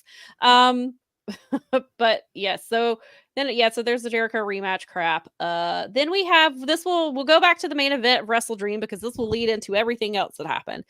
So at WrestleDream, we had hold on. Let me see what Laurent says. Not allowing Athena or Red Velvet to appear in AEW programming while the Metal ROH champions can come over anytime as they want is pretty funny and the light. Oh, I agree. And Red Velvet was down in she wrestled for CMLL last night or Friday night. She wrestled down there, and I think she defended her title. Because she had her title, or she either just had her title with her. And then Athena, I have not had a chance to watch. I didn't get to watch Maple Leaf Pro last night because I was on Collision coverage, and then their second show is tonight at 7. So I need to watch the first one. But Athena is defending her title against Giselle Shaw. But I think that match is tonight. I don't think it was last night. Then you have Takeshita, who won the international championship. Takeshita last night, which I don't know the results of, so don't spoil it in the comments, or I'll kick you out. I'm just kidding. I won't do that. But you won't. Last night, Takeshita wrestled Speedball. And if Speedball won, then he gets a future shot at the international championship. But also, Takeshita is defending his title tonight against Josh Alexander at Maple Leaf Pro, which is a huge deal. And he said at the press conference he will defend the title wherever he's asked. All right then. And so there's that's happening. I heard really good things about Maple Leaf Pro. I heard that it's basically TNA with AEW wrestlers and indie wrestlers, which I think that's if it's Scott D'Amore's TNA, if like especially towards the end of his run where he was doing some really good stuff, then I am for that, because he was doing some really good stuff there, and they booked all kinds of incredible wrestlers, and there's new wrestlers that I've never heard of who were on these shows. It's got Mara Ronaldo doing these, calling these shows. Right on. That's right. I forgot about that. I'm happy about that. So I'm really excited to check out those shows. Hopefully we'll get to at least one of them tonight. Laurent says he thinks that Giselle and Athena are the main event. Oh wow, Athena main eventing. Look at that. She hasn't done that in a little bit. I mean, she did it at one of them. No, she hasn't. Has she not main evented? I guess it's Final Battle because she did. What'd you say? They bait and switched it. Remember, they said they weren't going to make her. She main evented. She main evented Final Battle, and then did she main event Supercard? She did main event Supercard, right? And then I think it was Death Before Dishonor. She did not. They did Mark Briscoe, because Mark Briscoe was winning the title, or was that Supercard? That was Supercard. I'll take your word for it. It's been a while since Athena's main evented, is the point. I'm glad that Scott D'Amore is letting her main event. That should be a really good match, because Giselle has really improved a lot. I like her. But yes, so back to the main event of WrestleDream. We saw Danielson lose, which was both expected and not expected. You and I both we talked about it, because I think it was you who specifically said you would not be surprised if Danielson lost here, and we both were like, if it it just depends on basically how injured he is. And well, I kind of felt like the hanging him up at home thing was something that stuck with me, just as someone who was, it's like, you want to retire at home, sure, in a lot of sports. So you want your last game or your last lap or whatever to be sort of there. And although, I mean, on a stretcher, but I mean, maybe that's how serious it is. So they want you to really, they were selling whatever, like that he needs to go and get it done, or that it's when I closer. I think you said it was probably scheduled. Oh yeah, when I saw this, the way it played out, I was like, Danielson did this. This is Danielson. He picked Jon Moxley. He picked this story. He picked this ending. He knew what he had a say in how he was going out in his full-time career.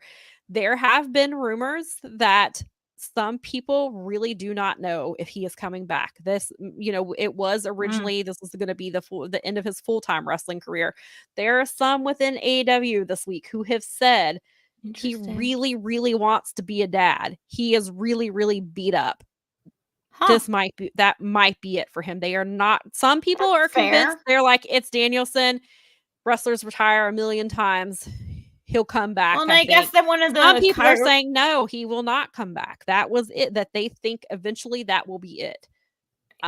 Danielson did say he was going to try to avoid surgery if possible. He was trying to rest and just kind of take some time off and see what he could do with physical therapy on his own. But then there was apparently a report this week that his neck is in worse shape than he thought.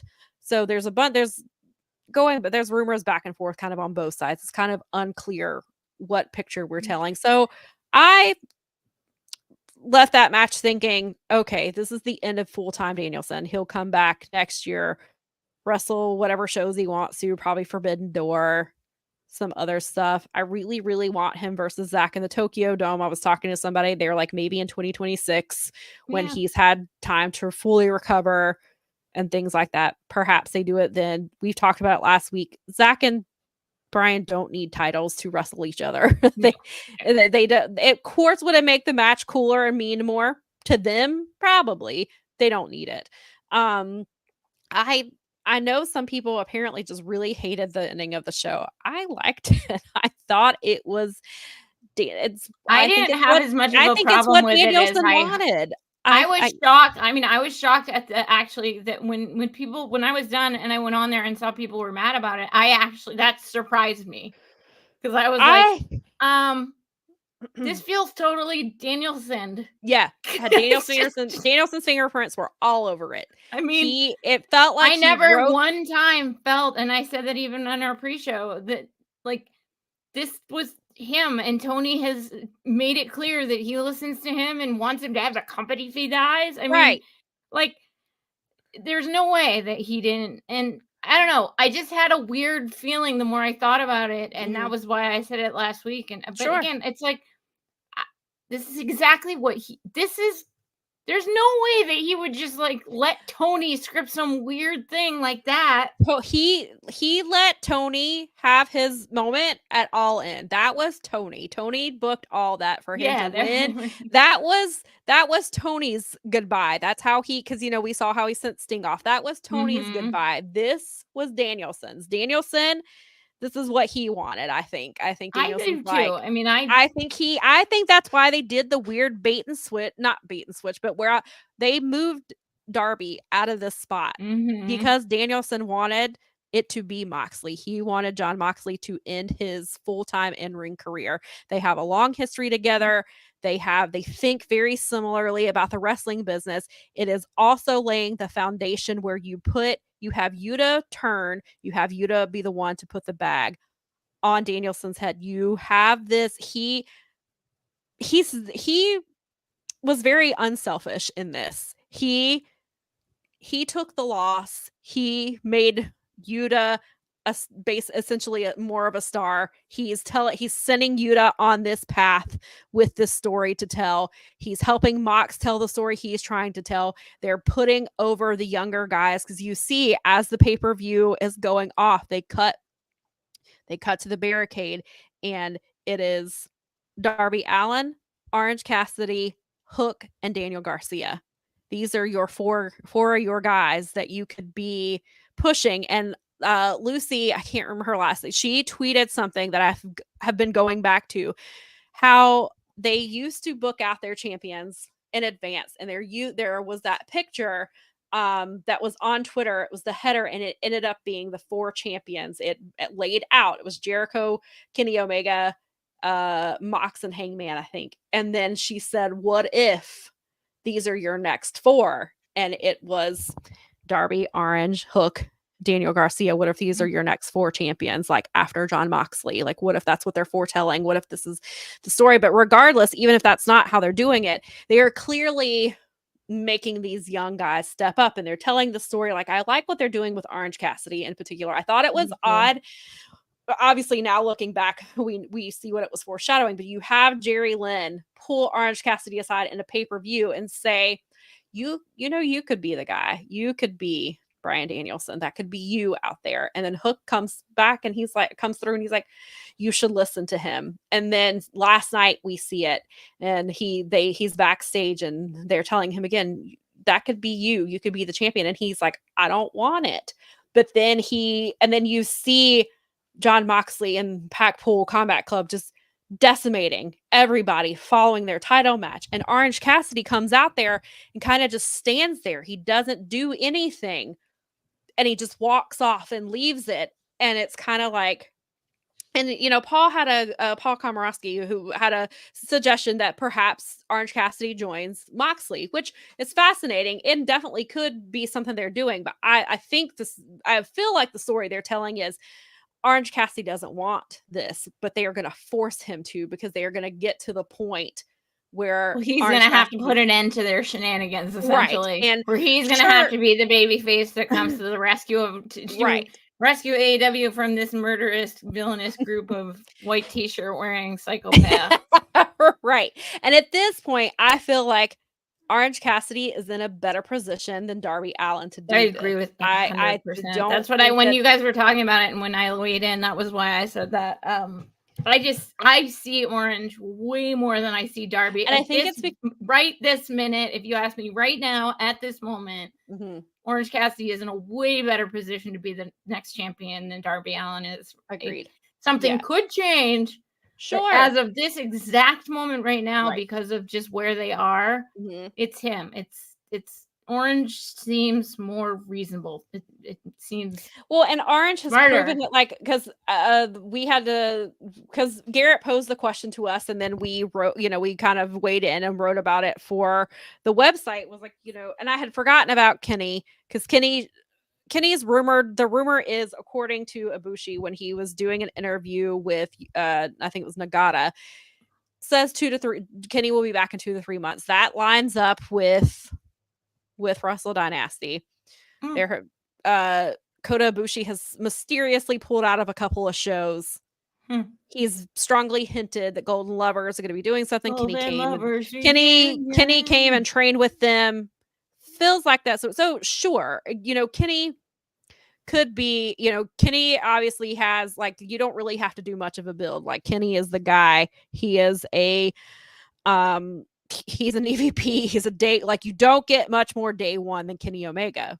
Kenny Omega has also been very injured lately. Is it fair to put him in that position as soon as he comes back in, to put that on him? That's debatable. Of course, like, I would love to see Kenny as champion. If that's what they do, I'm all for it. But if we take Kenny out of the equation for now, I feel like it's Orange.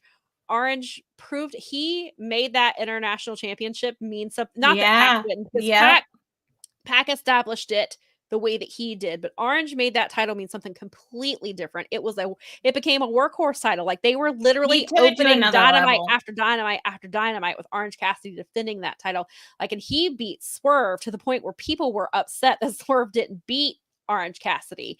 Like, that match was so good. And then Orange has had to step in here and there with that title. And I feel like Orange has answered the question many times over that he can actually go. Like, that's not a question anymore. Like, he's not just a comedy guy. And I get what Garrett is saying, that, they kind of need to do some more to build him into the position to beat John Moxley. And you kind of have to, he doesn't have to completely leave the conglomeration, because Kenny was with the Elite and stuff like, so they can do it.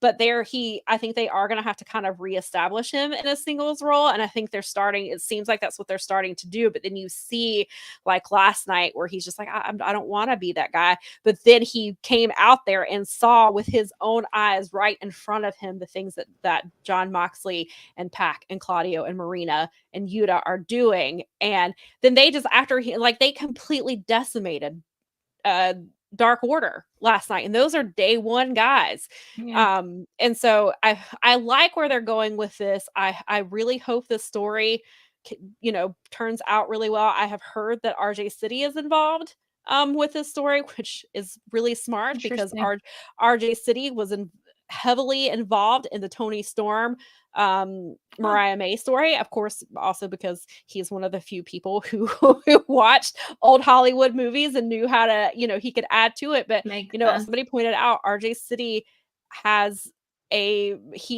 other interests outside of wrestling, which is what helps him to tell stories in a different way than what we typically are used to seeing, especially when you have a lot of former ex-WWE writers in this company. And I'm not necessarily saying that's a bad thing, but they write TV a specific way, where people like Jen Pepperman, who, yes, she did come from WWE, but prior to that, she wrote soap operas. And that's a very niche type of writing as it is. But there are a lot of, and she's even said there's a lot of similarities between the wrestling world and soap operas, which, as a person who has watched General Hospital for decades, I can attest to that. And so I am having RJ City involved makes me believe in this even more.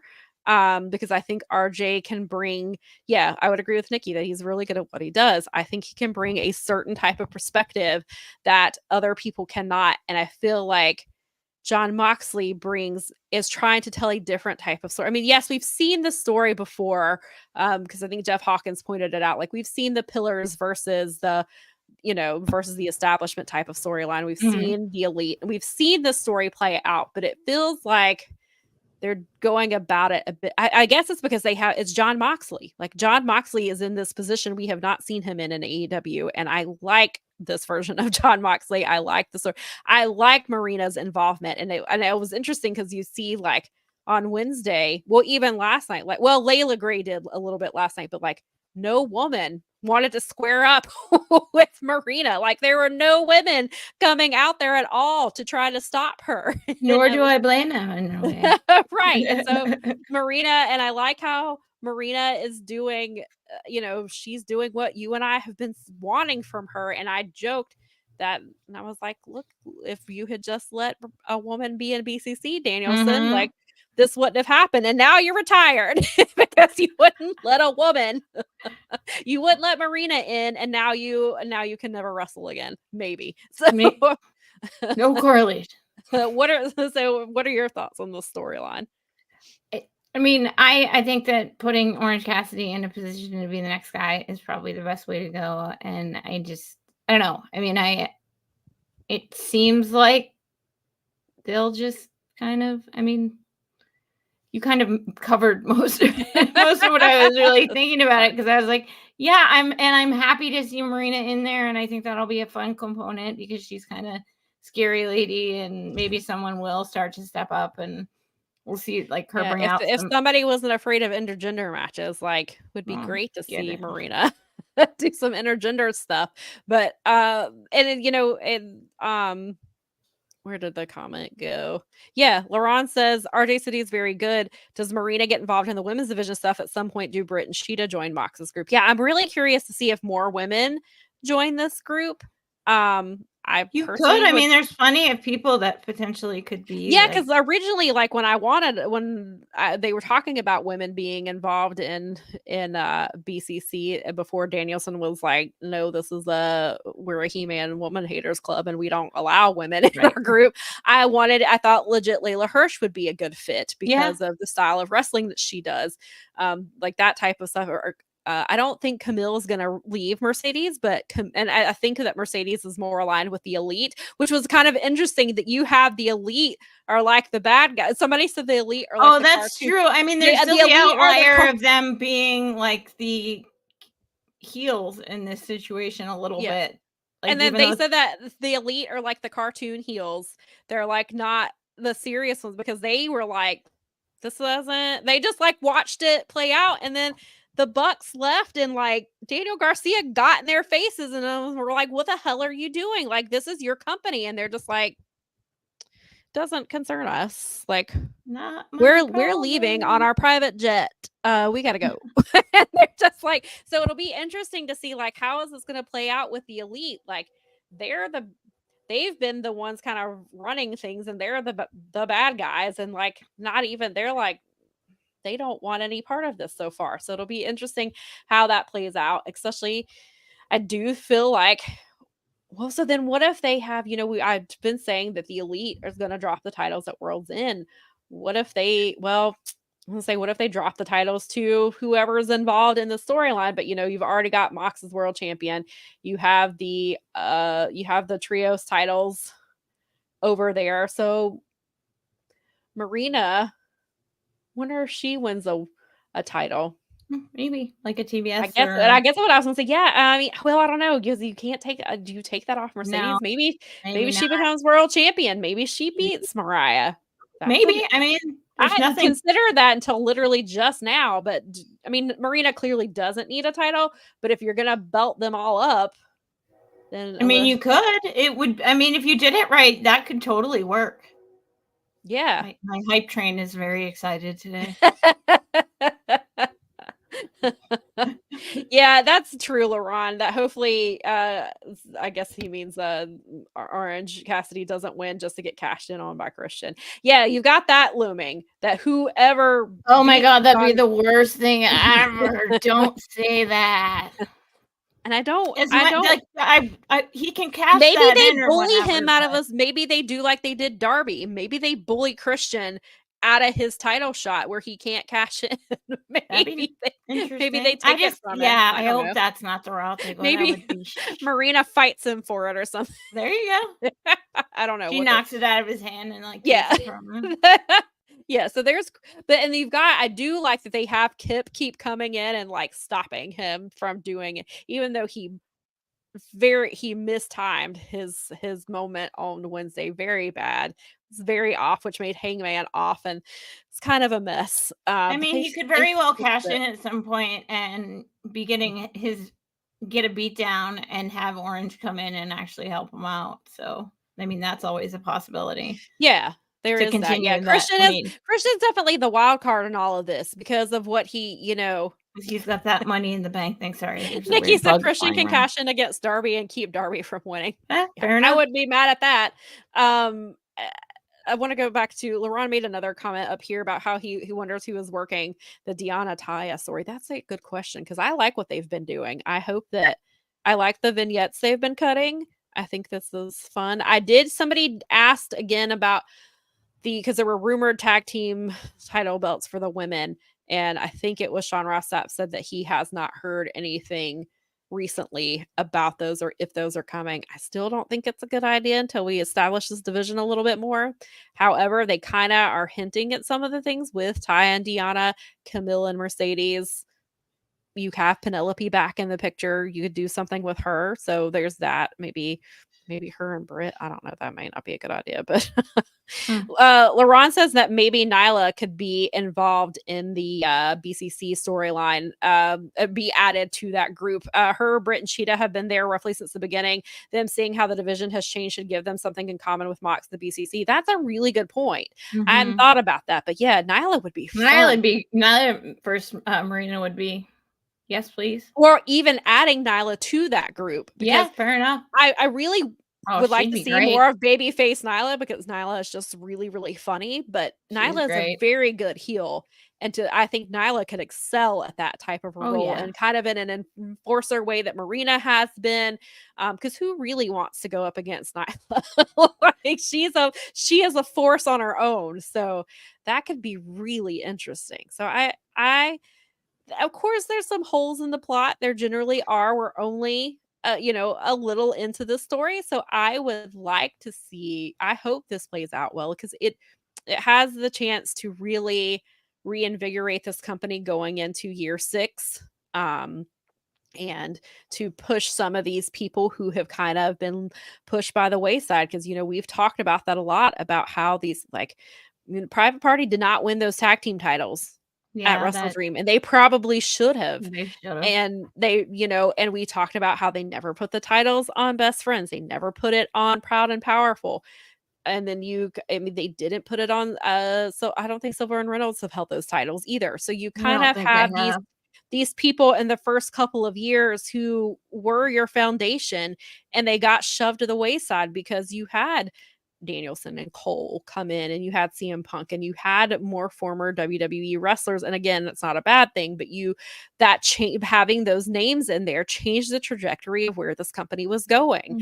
And so now maybe we kind of recalibrate a little bit and bring them up to because Jon Moxley's not, maybe he'll be like in Japan and he'll wrestle into his 50s, but they've got to start getting these people in place for when Kenny Omega retires, when Jon Moxley retires, when Jon Moxley can't carry the ball, when he can't carry the company on his back and he has to retire because he can't get out of bed from carrying this company. Well, we don't know that he isn't going to want to be a dad at some point too, because he's got kiddo. Yeah, right. And they could potentially, and they're still fairly young. Right. So, they've got to get to a point where you can build your next set of stars. Like you've got to build your Daniel Garcias and your Jack Perrys and your Sammy Guevara's and your Darby Allens and your Hook and your Orange Cassidy's. And you've got to build the guy. Yes, you have to build the guys behind them too. Like there is no PC that's,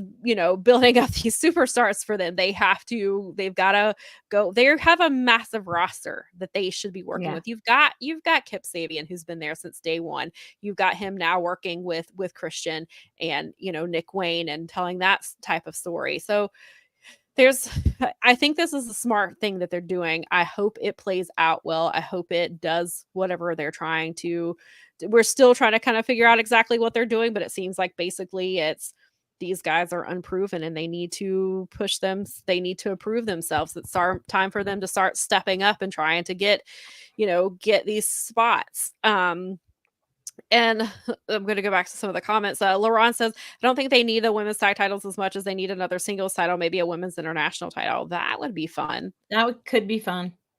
I could get into that. I like that idea more than in the tags right now. Me too. Nikki said they definitely need hard-hitting women to join the BCC.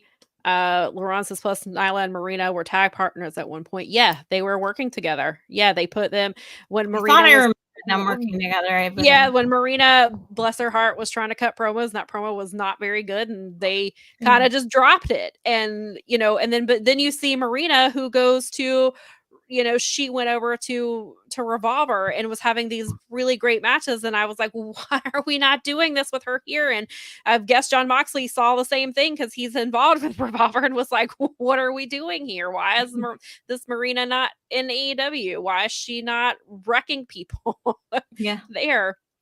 ADB said they hope to get rid of you're in the same place you were 5 years ago, because I don't think there's bringing the heat to Moxley as heat on the company. I don't think that's what they want. Yeah, that's a really good point. Yeah, Takeshita, Eddie is right. Takeshita is another young talent. Takeshita is definitely, I was a bit surprised he won the international championship. I really thought they were going to do the Okada storyline with him, but I am not mad at it at all. I think he's, Takeshita needs to be belted up. He needs, especially after that G1 he had. He's great. I'm glad, and I think the way that, and that you have Kyle Fletcher, who's right there, another young talent, and we've talked about it. I asked Tony about it, like, what happens when Mark Davis is cleared? Do you stop Kyle's singles run to put him back in the tag team division? Because again, Aussie Open, one of the top 5 tag teams before their injury. They were killing it in New Japan and on and in the indies and stuff like that, and then they were just getting started to really show what they could do, and then Mark Davis got injured, and he didn't have an update really for me when I asked about Mark Davis, and there's sort of been one, but not, he's basically recovering is what they're saying. And so so Nikki and I were joking the other night when he started to come out, they were like, Mark Davis, the girls are fighting, like, you need to come back, because Kyle has turned on Will Ospreay. Like, you need to come back. Quit doing pottery. Come back and fix everything. Quit doing pottery in Australia and please come back and save them. I like heel Kyle Fletcher. That could be a lot of fun. Kyle is fantastic. Takeshita is amazing. Like, so you have these stars, and Lady B is right. You do kind of need to get away from the you are I get the point. He's trying to just say they're complacent, and you can kind of say the same thing, which brought me back to, because somebody mentioned that they're like, well, you can kind of say that about Shooter. Shooter has not built off some of that momentum, and he's got to really step up again. And so that's why it was when he came out and challenged Zack, and I was like, it's because he sees his dad over here at AEW. Needs to make a move. So he's got to. And Eddie says the AEW's young guys, Kyle Fletcher, Garcia, Perry, Leo Rush. Yeah, Leo looked great against Shelton the other night. That was a really fun match. Shelton can still go. Like, obviously, like I saw Shelton and Jonathan Gresham at Ashe a couple of months ago, and that, like, the pop that Shelton got when he came out there, and just, he's so good. And now this week we're getting Shelton versus Sammy Guevara, which should actually be I'm interested. I think that'll be a pretty solid match. I think I'm really excited. So now it's like, where do you bring in? I mean, obviously they'll find room for Bobby Lashley, but it'll be interesting to see how he fits in. And Hobbs has apparently been cleared, so he should come back sometime soon. And Powerhouse Hobbs can, where do they put him? Because he was in the Don Callis family, but I think he left. He had left Don Callis right around the time he got injured, right when he had the title shot against Mox. I think he was done with Don Callis, right? Or is he? I don't remember. I can't remember either. I asked the same thing, Laurent. He said, speaking of, what are they doing with GYV, and why are they taking losses to teams not as good as them? I asked where GYV was the other night when I was watching the FTR match. I was like, where is GYV?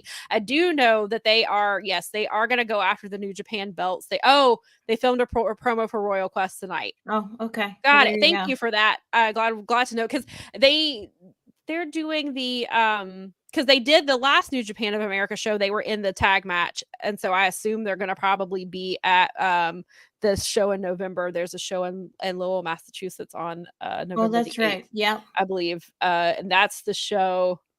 So I don't know if they're doing something with that. So perhaps that's where. So I appreciate that. And it's good to know that they film. So apparently that's what they're doing, which I'm not mad at that either, because it doesn't seem like the Young Bucks are giving up those titles just yet. And I thought GYV was coming to take those titles, but now they've got this private party storyline, which they told Private Party they're not getting any more title shots at. So that'll be interesting to see kind of how that plays out. Please don't put those titles on Brian Cage and Lance Archer. Please don't do that. yeah, no, thanks. And then yes, Zack wrestled his first match as champ tonight against Sonata as well, which I'm sure was great. Laurent says that the division is loaded. They need to put some of these guys in ROH if the goal is to get a TV deal.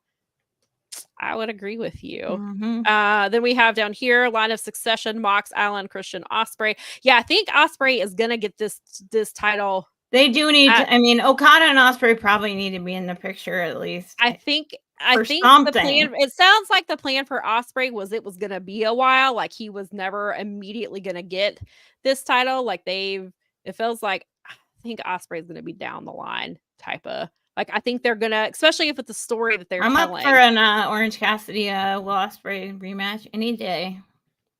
Me too. Yes, please. Yeah. Yes, definitely. The first one was Amazeballs. I can only imagine what it would be like now. Yeah, especially if you have this version of him, and then you've got Ospreay who got screwed out of a title. So depending, I mean, I don't think they'll do this match anytime soon. Not anytime soon, but I'm saying like if that were if Orange wins that title, that's a good way to get it on Will because they've already had previous. I mean, again, that was like one of my matches of the year. I saw that. Yeah, I do remember that at Forbidden Door because it was remarkable. Like they just crushed it. Yeah. Right. I mean, it was just great. So Nikki said she can already hear. I can already hear her rant if Brian Cage wins any more titles. Yes, Nikki is not a fan of Brian Cage at all. There's certain times when like something happens on Collision or Dynamite, and I will be sitting there, and I'm like, "Oh, I can hear Nikki and Sam screaming from all the like, way listen, from there." Brian, I don't dislike him as much as Nikki does. I just feel like I just felt Sam's eyes roll back in her head. Yes.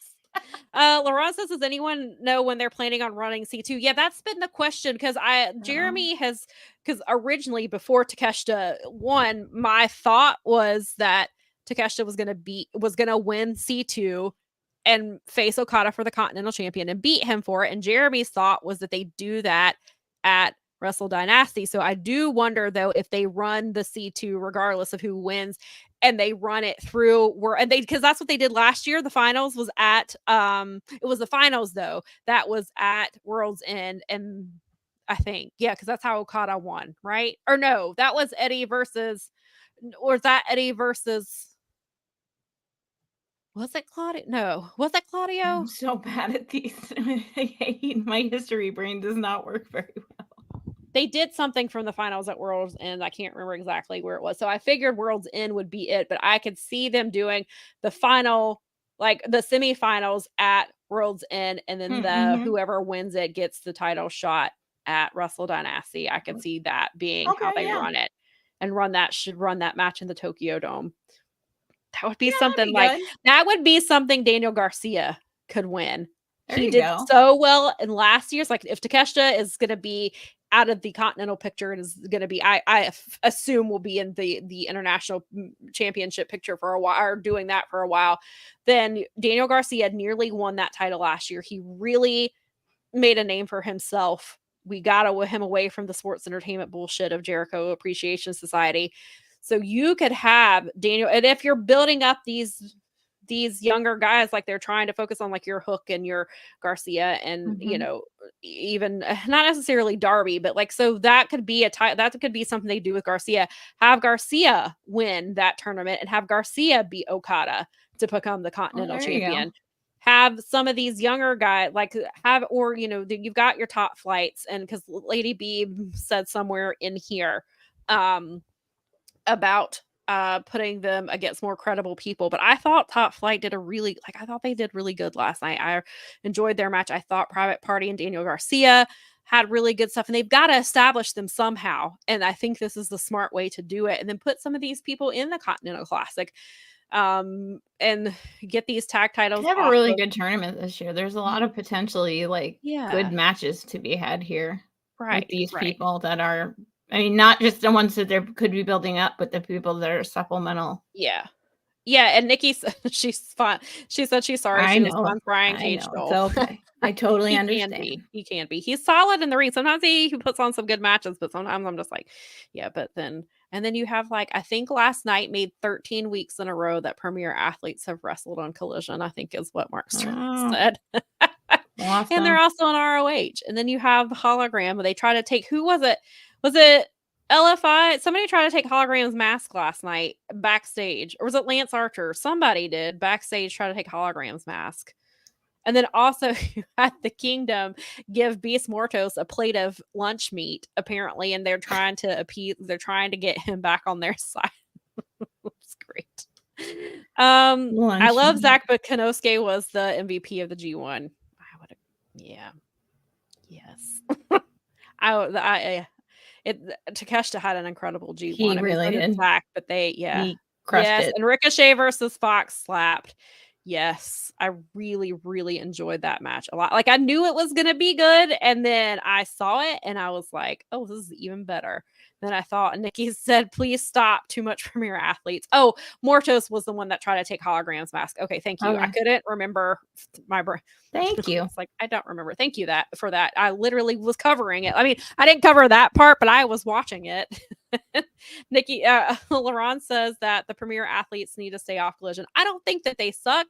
I think they're solid wrestlers, but it's just oversaturation like they were doing with the Kingdom. It's just sometimes it just gets to be too much, especially when you have plenty of talent to pull from. If you are also someone who watches Honor Club and Collision, then it is even worse, because at least one person from Premier Athletes is wrestling on Honor Club every single week. It's the same way with the Kingdom. Somebody from the Kingdom is always wrestling on Honor Club. So then then a lot of times you were seeing both back and forth, because especially when the Kingdom had the tag titles, it was too much. It was just oversaturation. And I was like, need a break from this. Yes, he was eating the meat on Battle of the Belts. This is Beast Mortos. Yes. Laurent says, thoughts on 6 minutes being devoted to the two women's matches on Collision. I think you probably know what those thoughts are. I think down thumb will just be enough. I think, I think you know what those thoughts are, deleted, and some down thumbs and some negative stars and that sort of thing. 0 out of 10. 0 out of 10. I get Chris Statlander beating Brooke Havoc in 2 minutes or whatever, and they're kind of reestablishing her. They're reestablishing her against Camille, because Camille has been wrestling these really short matches like that. So there is a place for it, but also we know that Chris Statlander is a beast, and she can go. But Brooke Havoc is actually a really good wrestler. She wrestled in the dark era. She's been really making her a name for herself on the West Coast, especially in I think Defy, or either that or the what's the other promotion that runs out of there?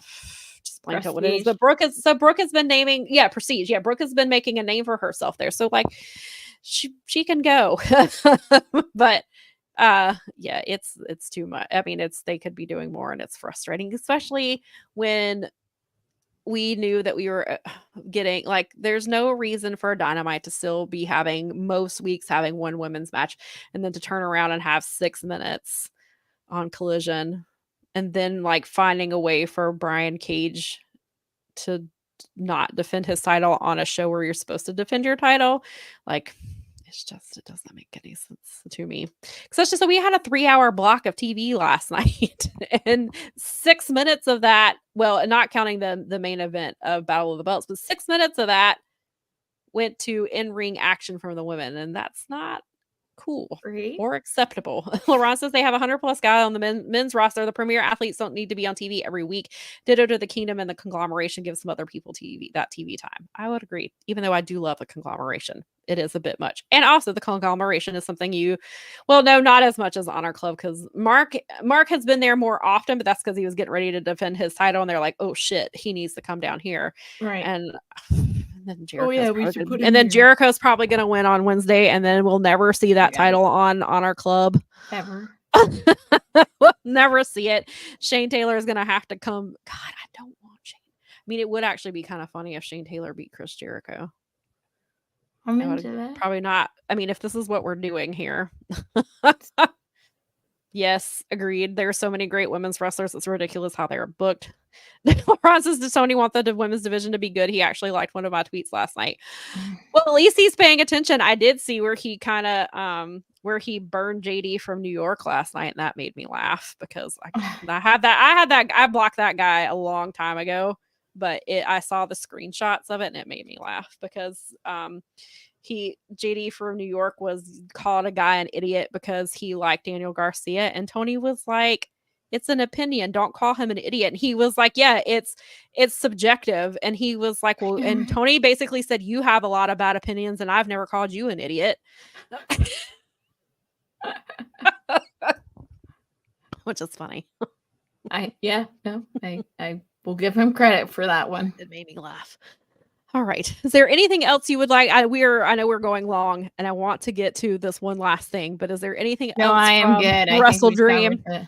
WrestleDream, good show. Some things were better than others, but all the way around, I thought it was good. And I'm looking forward to Full Gear. I do hope Adam Cole and MJF is a one-off. I hope they get their Full Gear match, and we're done. I hope they put them in put it down. It's done.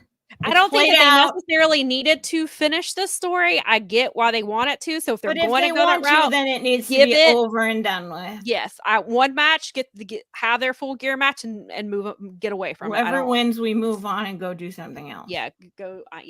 I'm very much with that. So for the last thing, try not to go super long with this because I don't know how much longer my throat can make it. And also we've kept you here for a long time. I know we spent a lot of time at the beginning talking about our Halloween live stream. If you joined us late, next Sunday is our third annual Halloween live stream, where we generally dress up in costume and we try to bring on other guests who will not dress up for us.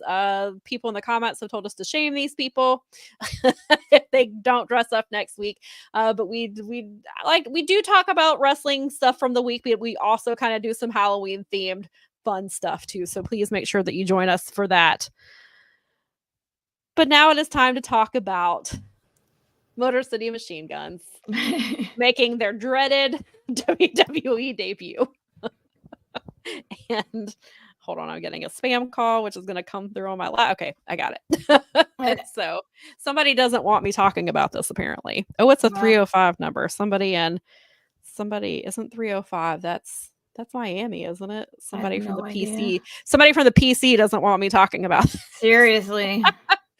So we've been having teases last couple of weeks that Motor City was coming. There was a promo that aired coming soon, showed like the Detroit, I think it was like the Detroit skyline, Joe Louis's fist, and like a fast car, a speeding car.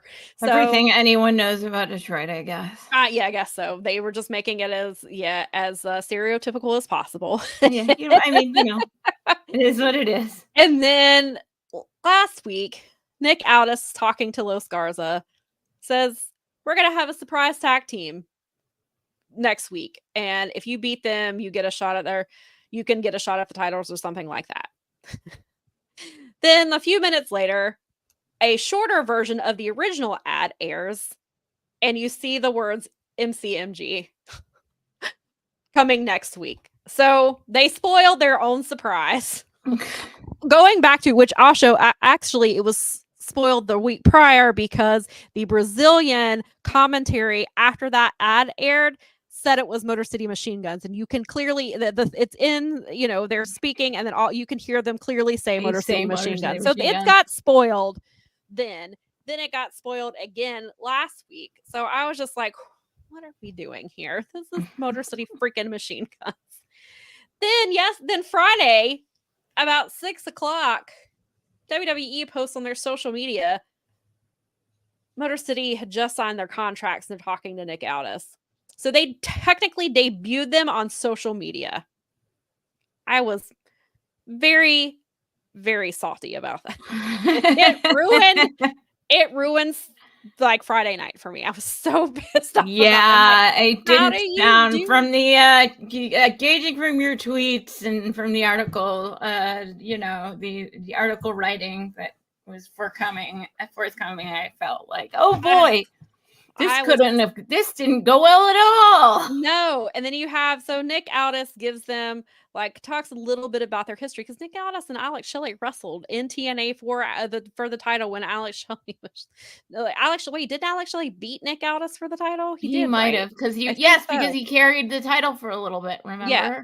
So he briefly mentions that. Then he's like, "Hey, by the way, instead of you wrestling just Los Garza, you're also wrestling A-Town Down Under, which is Grayson Waller and Austin Theory, the worst one of probably."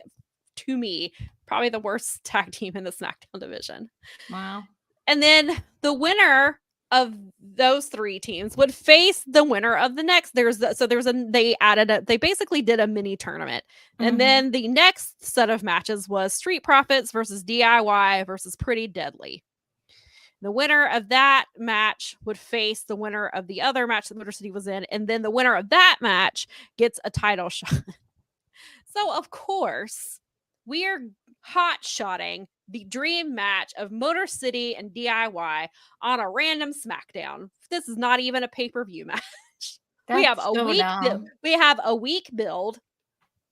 Like week as in W-E-E-K, but also a W-E-A-K. I mean, they both apply. Okay. They both apply. So we have a week build for this dream match that a lot of people have been wanting. This is like the literal one match I'm excited about Motor City having in WWE. And while I'm excited that we're getting it, I can't believe, I can believe actually with the way they are handling all of this. It's completely on brand. So Motor City, they come. So this wasn't even the main event. This was like the main event match was the women, but then they closed with a bloodline segment because of course they did. Of course they did. So Motor City comes out. The song is not as awful as I expected. Not really great either because it's Def Rebel, and I was. They got like cool pyro, their little entrance videos, cool like that. Their little video plays on the screen, looks cool. Cool. I didn't notice it the first time, but I was writing an article about it, and I go back and I'm watching their entrance, and they're coming down the ramp. Fans do not react to them one bit. They have no fucking clue who they are. I was just like, but they if you go by just the sound noise, you would think everybody was excited. So definitely, as Mike Gilbert pointed out, definitely some piping in of applause there. I think, and then once they got to the ring, you could see people in the crowd who knew who they were. There are a lot of people, and I get it. Like Motor City has been around for a couple of decades, but I get it. Not everybody had access to TNA, or they only watched TNA when NXT got involved, and then they were gone by then, or you didn't watch ROH, you didn't watch New Japan, or you don't watch the Indies whatsoever. So I get it. Which is a lot of WWE fans. Let's be honest. I was going to say, if you live in a WWE universe bubble, sure, I get it. Their Indies was NXT. That was their Indies. Right. So I get it. Even though you can make the argument that Alex Shelley did wrestle in NXT, he and Kushida wrestled in the Dusty Classic and lost.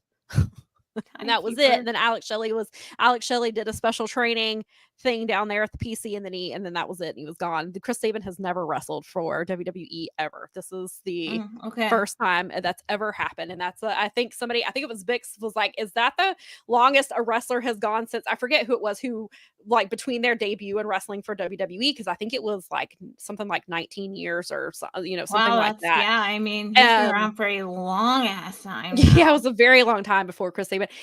It didn't go there. And So then so they get in the ring and Corey Graves immediately puts them over.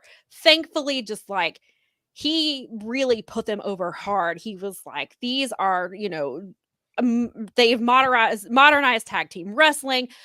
They are your tag team, your favorite tag team's favorite tag team is Motor City. Like he's going in hard. Wade Barrett is on commentary because he's usually on Raw, but Michael Cole couldn't be there for whatever reason. So Wade Barrett, of course, I get it. He's heel commentary.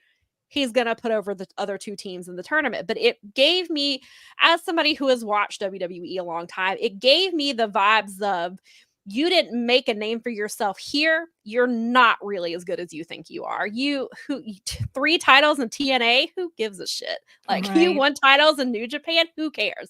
And you didn't win those titles here. You don't mean anything here. That's the vibe that I got from Wade. It felt very much like Triple H was trying to it was because Vince used to do that. Vince would bring in these wrestlers and then that had been really successful elsewhere and then just kind of not bury them, but just kind of knock them down a few pegs. And I felt that's what Wade Barrett was doing. And Triple H, I feel that he is like that. I feel like it was a little bit of, he learned from Vince, right? And to me, that's very, and that has been my. Again, I will say this. I said it before.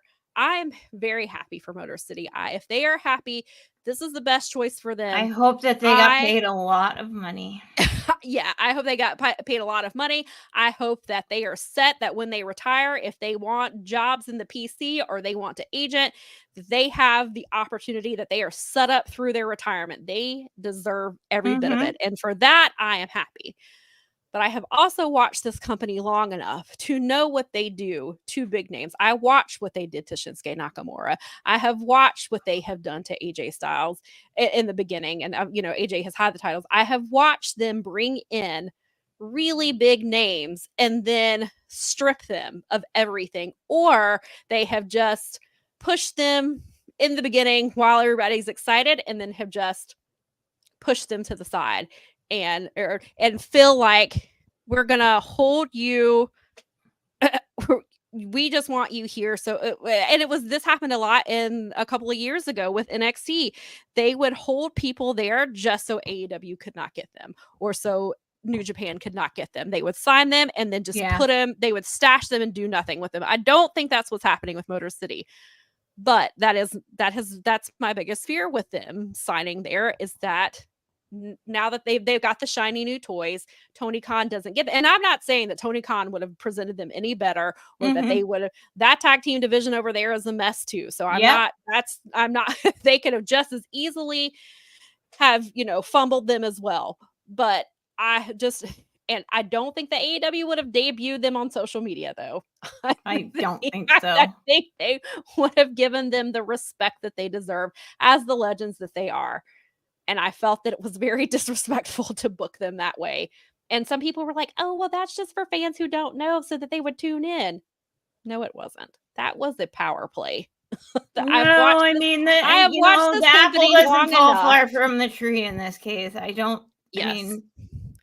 is a culture. Remember, like when we talked at the beginning, that's culture. That's the culture there. That's the indoctrination. Their entire infrastructure is built around this fear-mongering, manipulative, like, why would they not? Yeah. Triple H isn't that. I've seen the guy's interviews all the way back to when he was young. Like, the guy, it's in his eyes, man. You can see it. Like, I hope maybe the longer this goes, maybe my perception will change. Maybe it will not be. Maybe I've got it all wrong. But in my initial reaction to their debut, your WWE jerk reaction, my WWE brain kicked in and was like, I see what's happening. And so they announced this match, of course, prior, and then you have Grayson Waller. Of course, he's a heel. He's going to tweet heel things. I get it. Yeah. He tweeted a picture and said that Nick Aldis needed this shirt. And it's a t-shirt that says, I love vanilla midgets.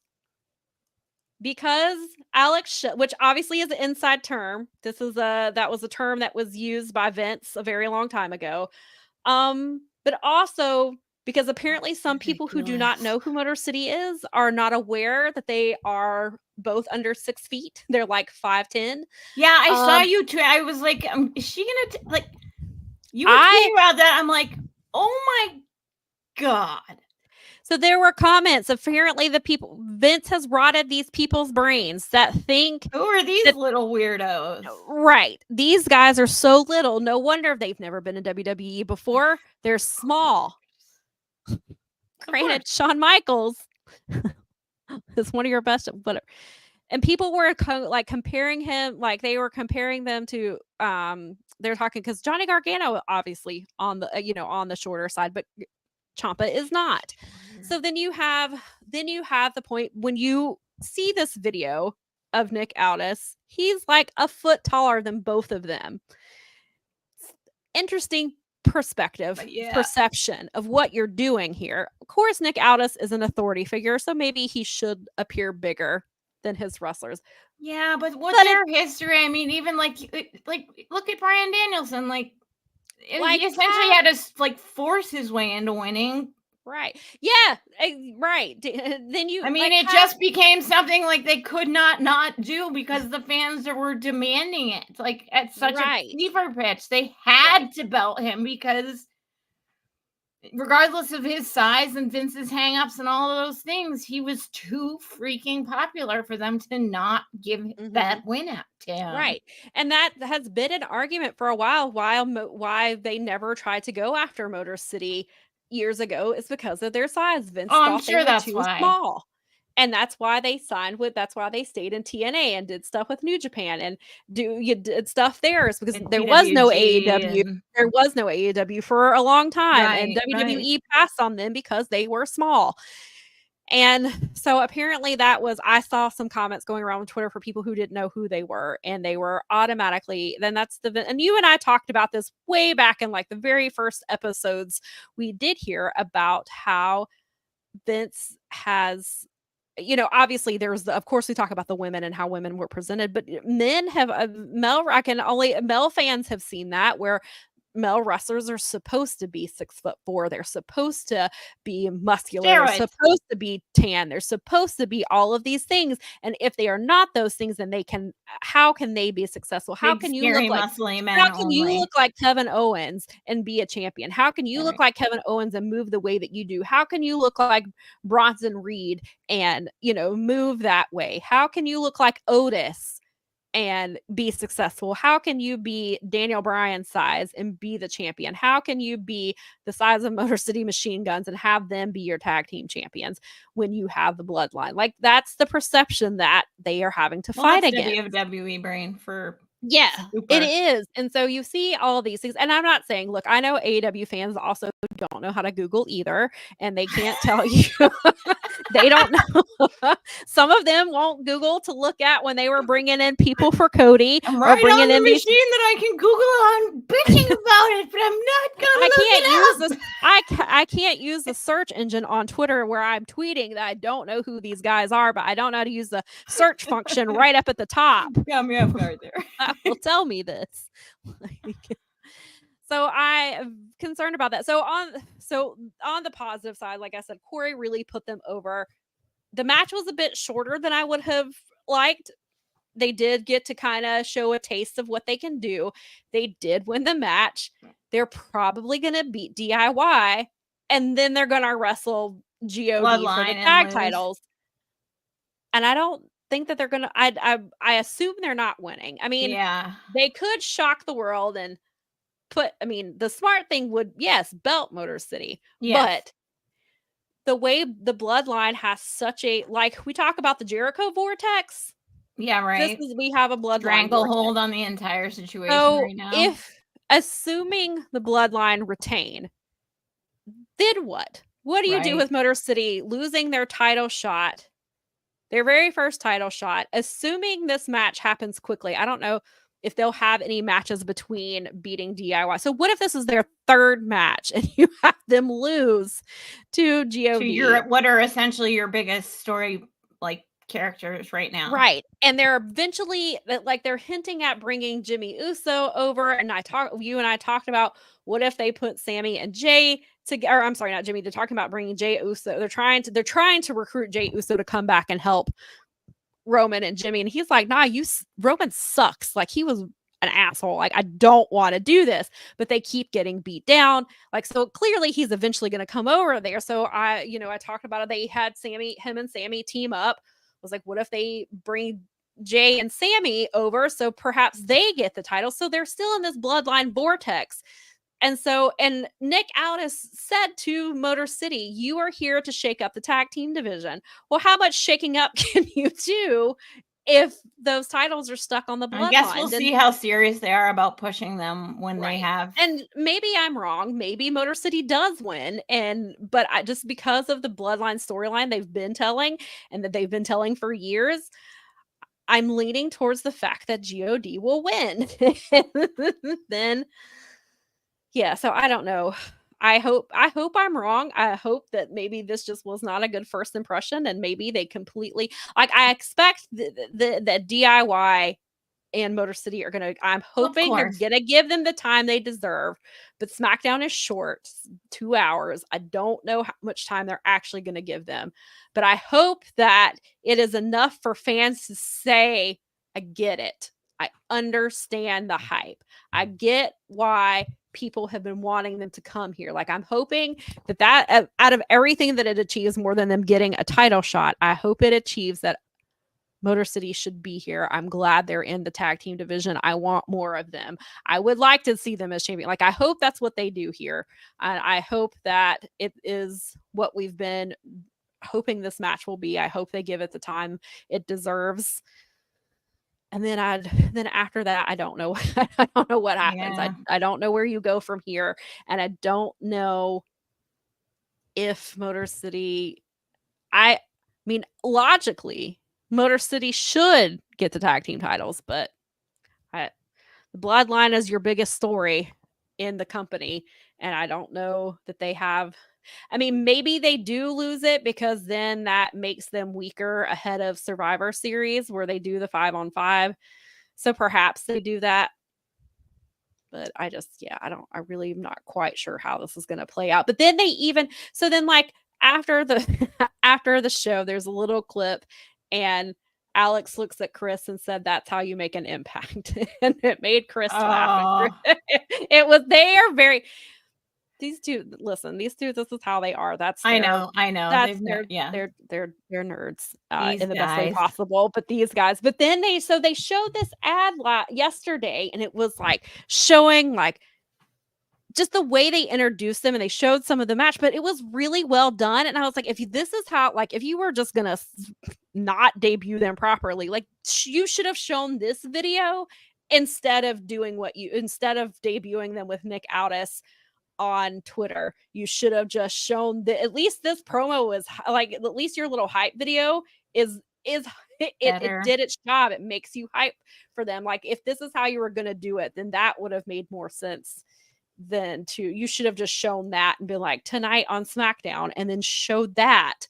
Then that I think would have been better than how they actually did do it. So I don't know. I'm hoping I hope it gets better, but I did not have a good impression, and it played into some of the fears that I had of them going there. I hope that they do better. I hope I'm wrong. I hope that they end up presenting them the way I think that they should be presented. And maybe this was just maybe they course correct real fast and they get it back on track, and then they book them the way that they should be booked in that company, or in any company for that matter. So, or maybe they wanted it. Maybe I'm overthinking. Maybe they wanted it to seem overwhelming, so it is a really like true, like, oh my god, these guys are so good, we didn't really realize kind of deal, Like, perhaps. And yeah, I don't believe that, but right, yeah. Nikki said WWE will suck everything that people love out of MCMG out and make them watered down versions of themselves. That is my biggest fear. Is that's what they are going to do. At least they let them keep their name. I'm worried that they are going to WWE make the WWE eyes them. They're just gonna take. Yeah, I hope I'm wrong. I hope that they just let them do what they do. They've done it with like, how they've done things with like Julia and stuff like they've done it in NXT. NXT's. I mean, a few years ago, if they had signed with NXT, they would have stripped them of everything. They would have given them totally new names. They would be. So for that, I'm glad that they're at least, they are keeping their identities. They look like they did. Somebody had never seen them before, and so they look like they just stepped out of 2008, but they meant it in a positive way. And so, hopefully they get to be themselves and get to do what they do, and and buck the system over there and just make people. Then maybe now they'll get into the damn Wrestling Observer Hall of Fame.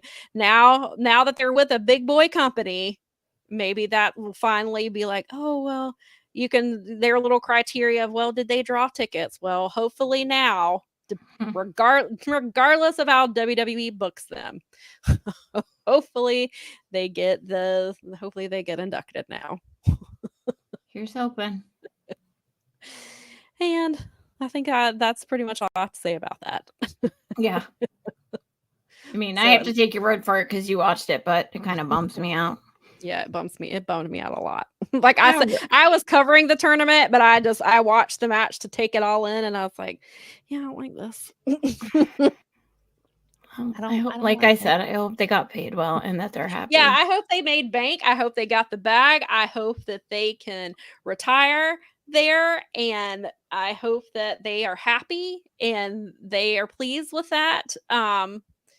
And we got right at the last minute, we got Will came in with a $5 with a super chat. We appreciate that. It felt like they wanted the Lucha Brothers to be booked to face Finn and JD for the titles, and now it might be the New Day to beat them. Yeah, I mean, I've heard back and forth rumors that like the Lucha Brothers were never planned for certain things, but I think that Lucha Brothers if Motor City is on SmackDown, Lucha Bros make more sense on Raw. I'm also a little concerned about because for someone who doesn't see color, he likes to make factions based on people of similar skin tones and nationalities. And so I'm a little concerned that Lucha Brothers are going to get stuck in a situation like that. Lucha Brothers versus I would rather have them beat Finn and JD, but it'll be interesting with New Day because they are hinting at a New Day breakup, or maybe it just gets to the point where they almost break up and Big E comes in and is like, what are you doing, and like helps reunite them and keeps them together. But they've been hinting at a breakup, and they've been hinting that it was going to be Xavier that turns, but I think maybe the swerve is that it's actually going to be Kofi, because Kofi is just going to be like, I can't deal with you. So I was, that'll be interesting. I hope it sounds like I don't know what to believe about the Lucha Brothers. There's been so many stories about they're staying, they're going. Tony liked Ray and was upset that Ray Phoenix wanted to leave, so he added injury time on. Then there's been stories that that's not true. And that the time was going to be added regardless. It wasn't a spiteful thing. It was just but clearly they're not going to put him on TV. So at this point, like, why are you going to pay him to not do something? Like, I know the pettiness and I get that stuff, but I really just want to see the Lucha Brothers wrestle. I just really would like that. And then we have this comment that Lucha Brothers will force Dominic Mysterio back to Ray. Oh, I could see that. I could see that happening. And then, yeah, Nikki pointed out that the new Motor City shirt seems to be, it does reference the Fall Out Boy song, the Rat-a-tat-tat, which is what she thought of as soon as I showed it to her. Would not surprise me, especially with Alex Shelley being a huge music nerd, if that was a reference to that. But it's also, hey, it also felt like rat-a-tat-tat, like Machine Guns make. Oh, that's a merch person was like, oh, that's so lame. just some merch person was like, I I'm hope hoping it's Nikki's. I hope I'm Nikki hoping said. it was Alex Shelley being a big music nerd and it was like, let me make a Fall Out Boy reference to a really cool song. But I also would not be surprised if somebody was in merch was just like, hey, Machine Guns make this sound. Oh my god. Get this. Yeah, this shirt is very interesting. I'm assuming Pro Wrestling Tees is probably getting ready to have a sale of like, hurry up and get your Motor City stuff before you can't get it anymore. And but it's funny, there's not really any Motor City shirts. It's mostly Alex's shirts and then like Chris's shirts separately. There's not like there is a Time Splitter shirt. And I think if I were to get a shirt, it would probably be that. It's a drawing of Motor City and Kushida, and it's very cute. And I would probably just do that. And then, yes, yeah, Nikki says probably really is the sound of a gun, but she's like, that's Fall Out Boy. But yes. So I think we will leave it at that. Thank you for staying. Again, if you missed our announcement earlier, on Tuesday, Mel and I will be interviewing a human trafficking expert. We are planning to have that premiere Tuesday night at 8:00. I have something to do after work and to give me time to get here. And it just so happens that it would be opposite of NXT. It just worked out that way. It was not planned that way. It's just, I already had something going on. And so we plan to be here in the chat to talk with you. We hope that you will watch it live. If you're unable to, we really hope that you come back and watch it because it's a really important conversation that we want to help facilitate and get that out there. And then on Sunday, we will be back at our normal time of 1 p.m. Eastern time for a Halloween live stream. And you can find out if any of the Mel podcasters would like to wear Halloween costumes, or if it's just me and Mel and Keela, and maybe we can get Keela involved and we will come do some Halloween theme stuff for you next week. So make sure that you subscribe and make sure that you are following us on social media because we will confirm the time for sure that we are premiering. Yeah, we will put all that info right there. Yep. And so thank you for hanging out with us and we will see you next week. Thanks, everybody. Have an excellent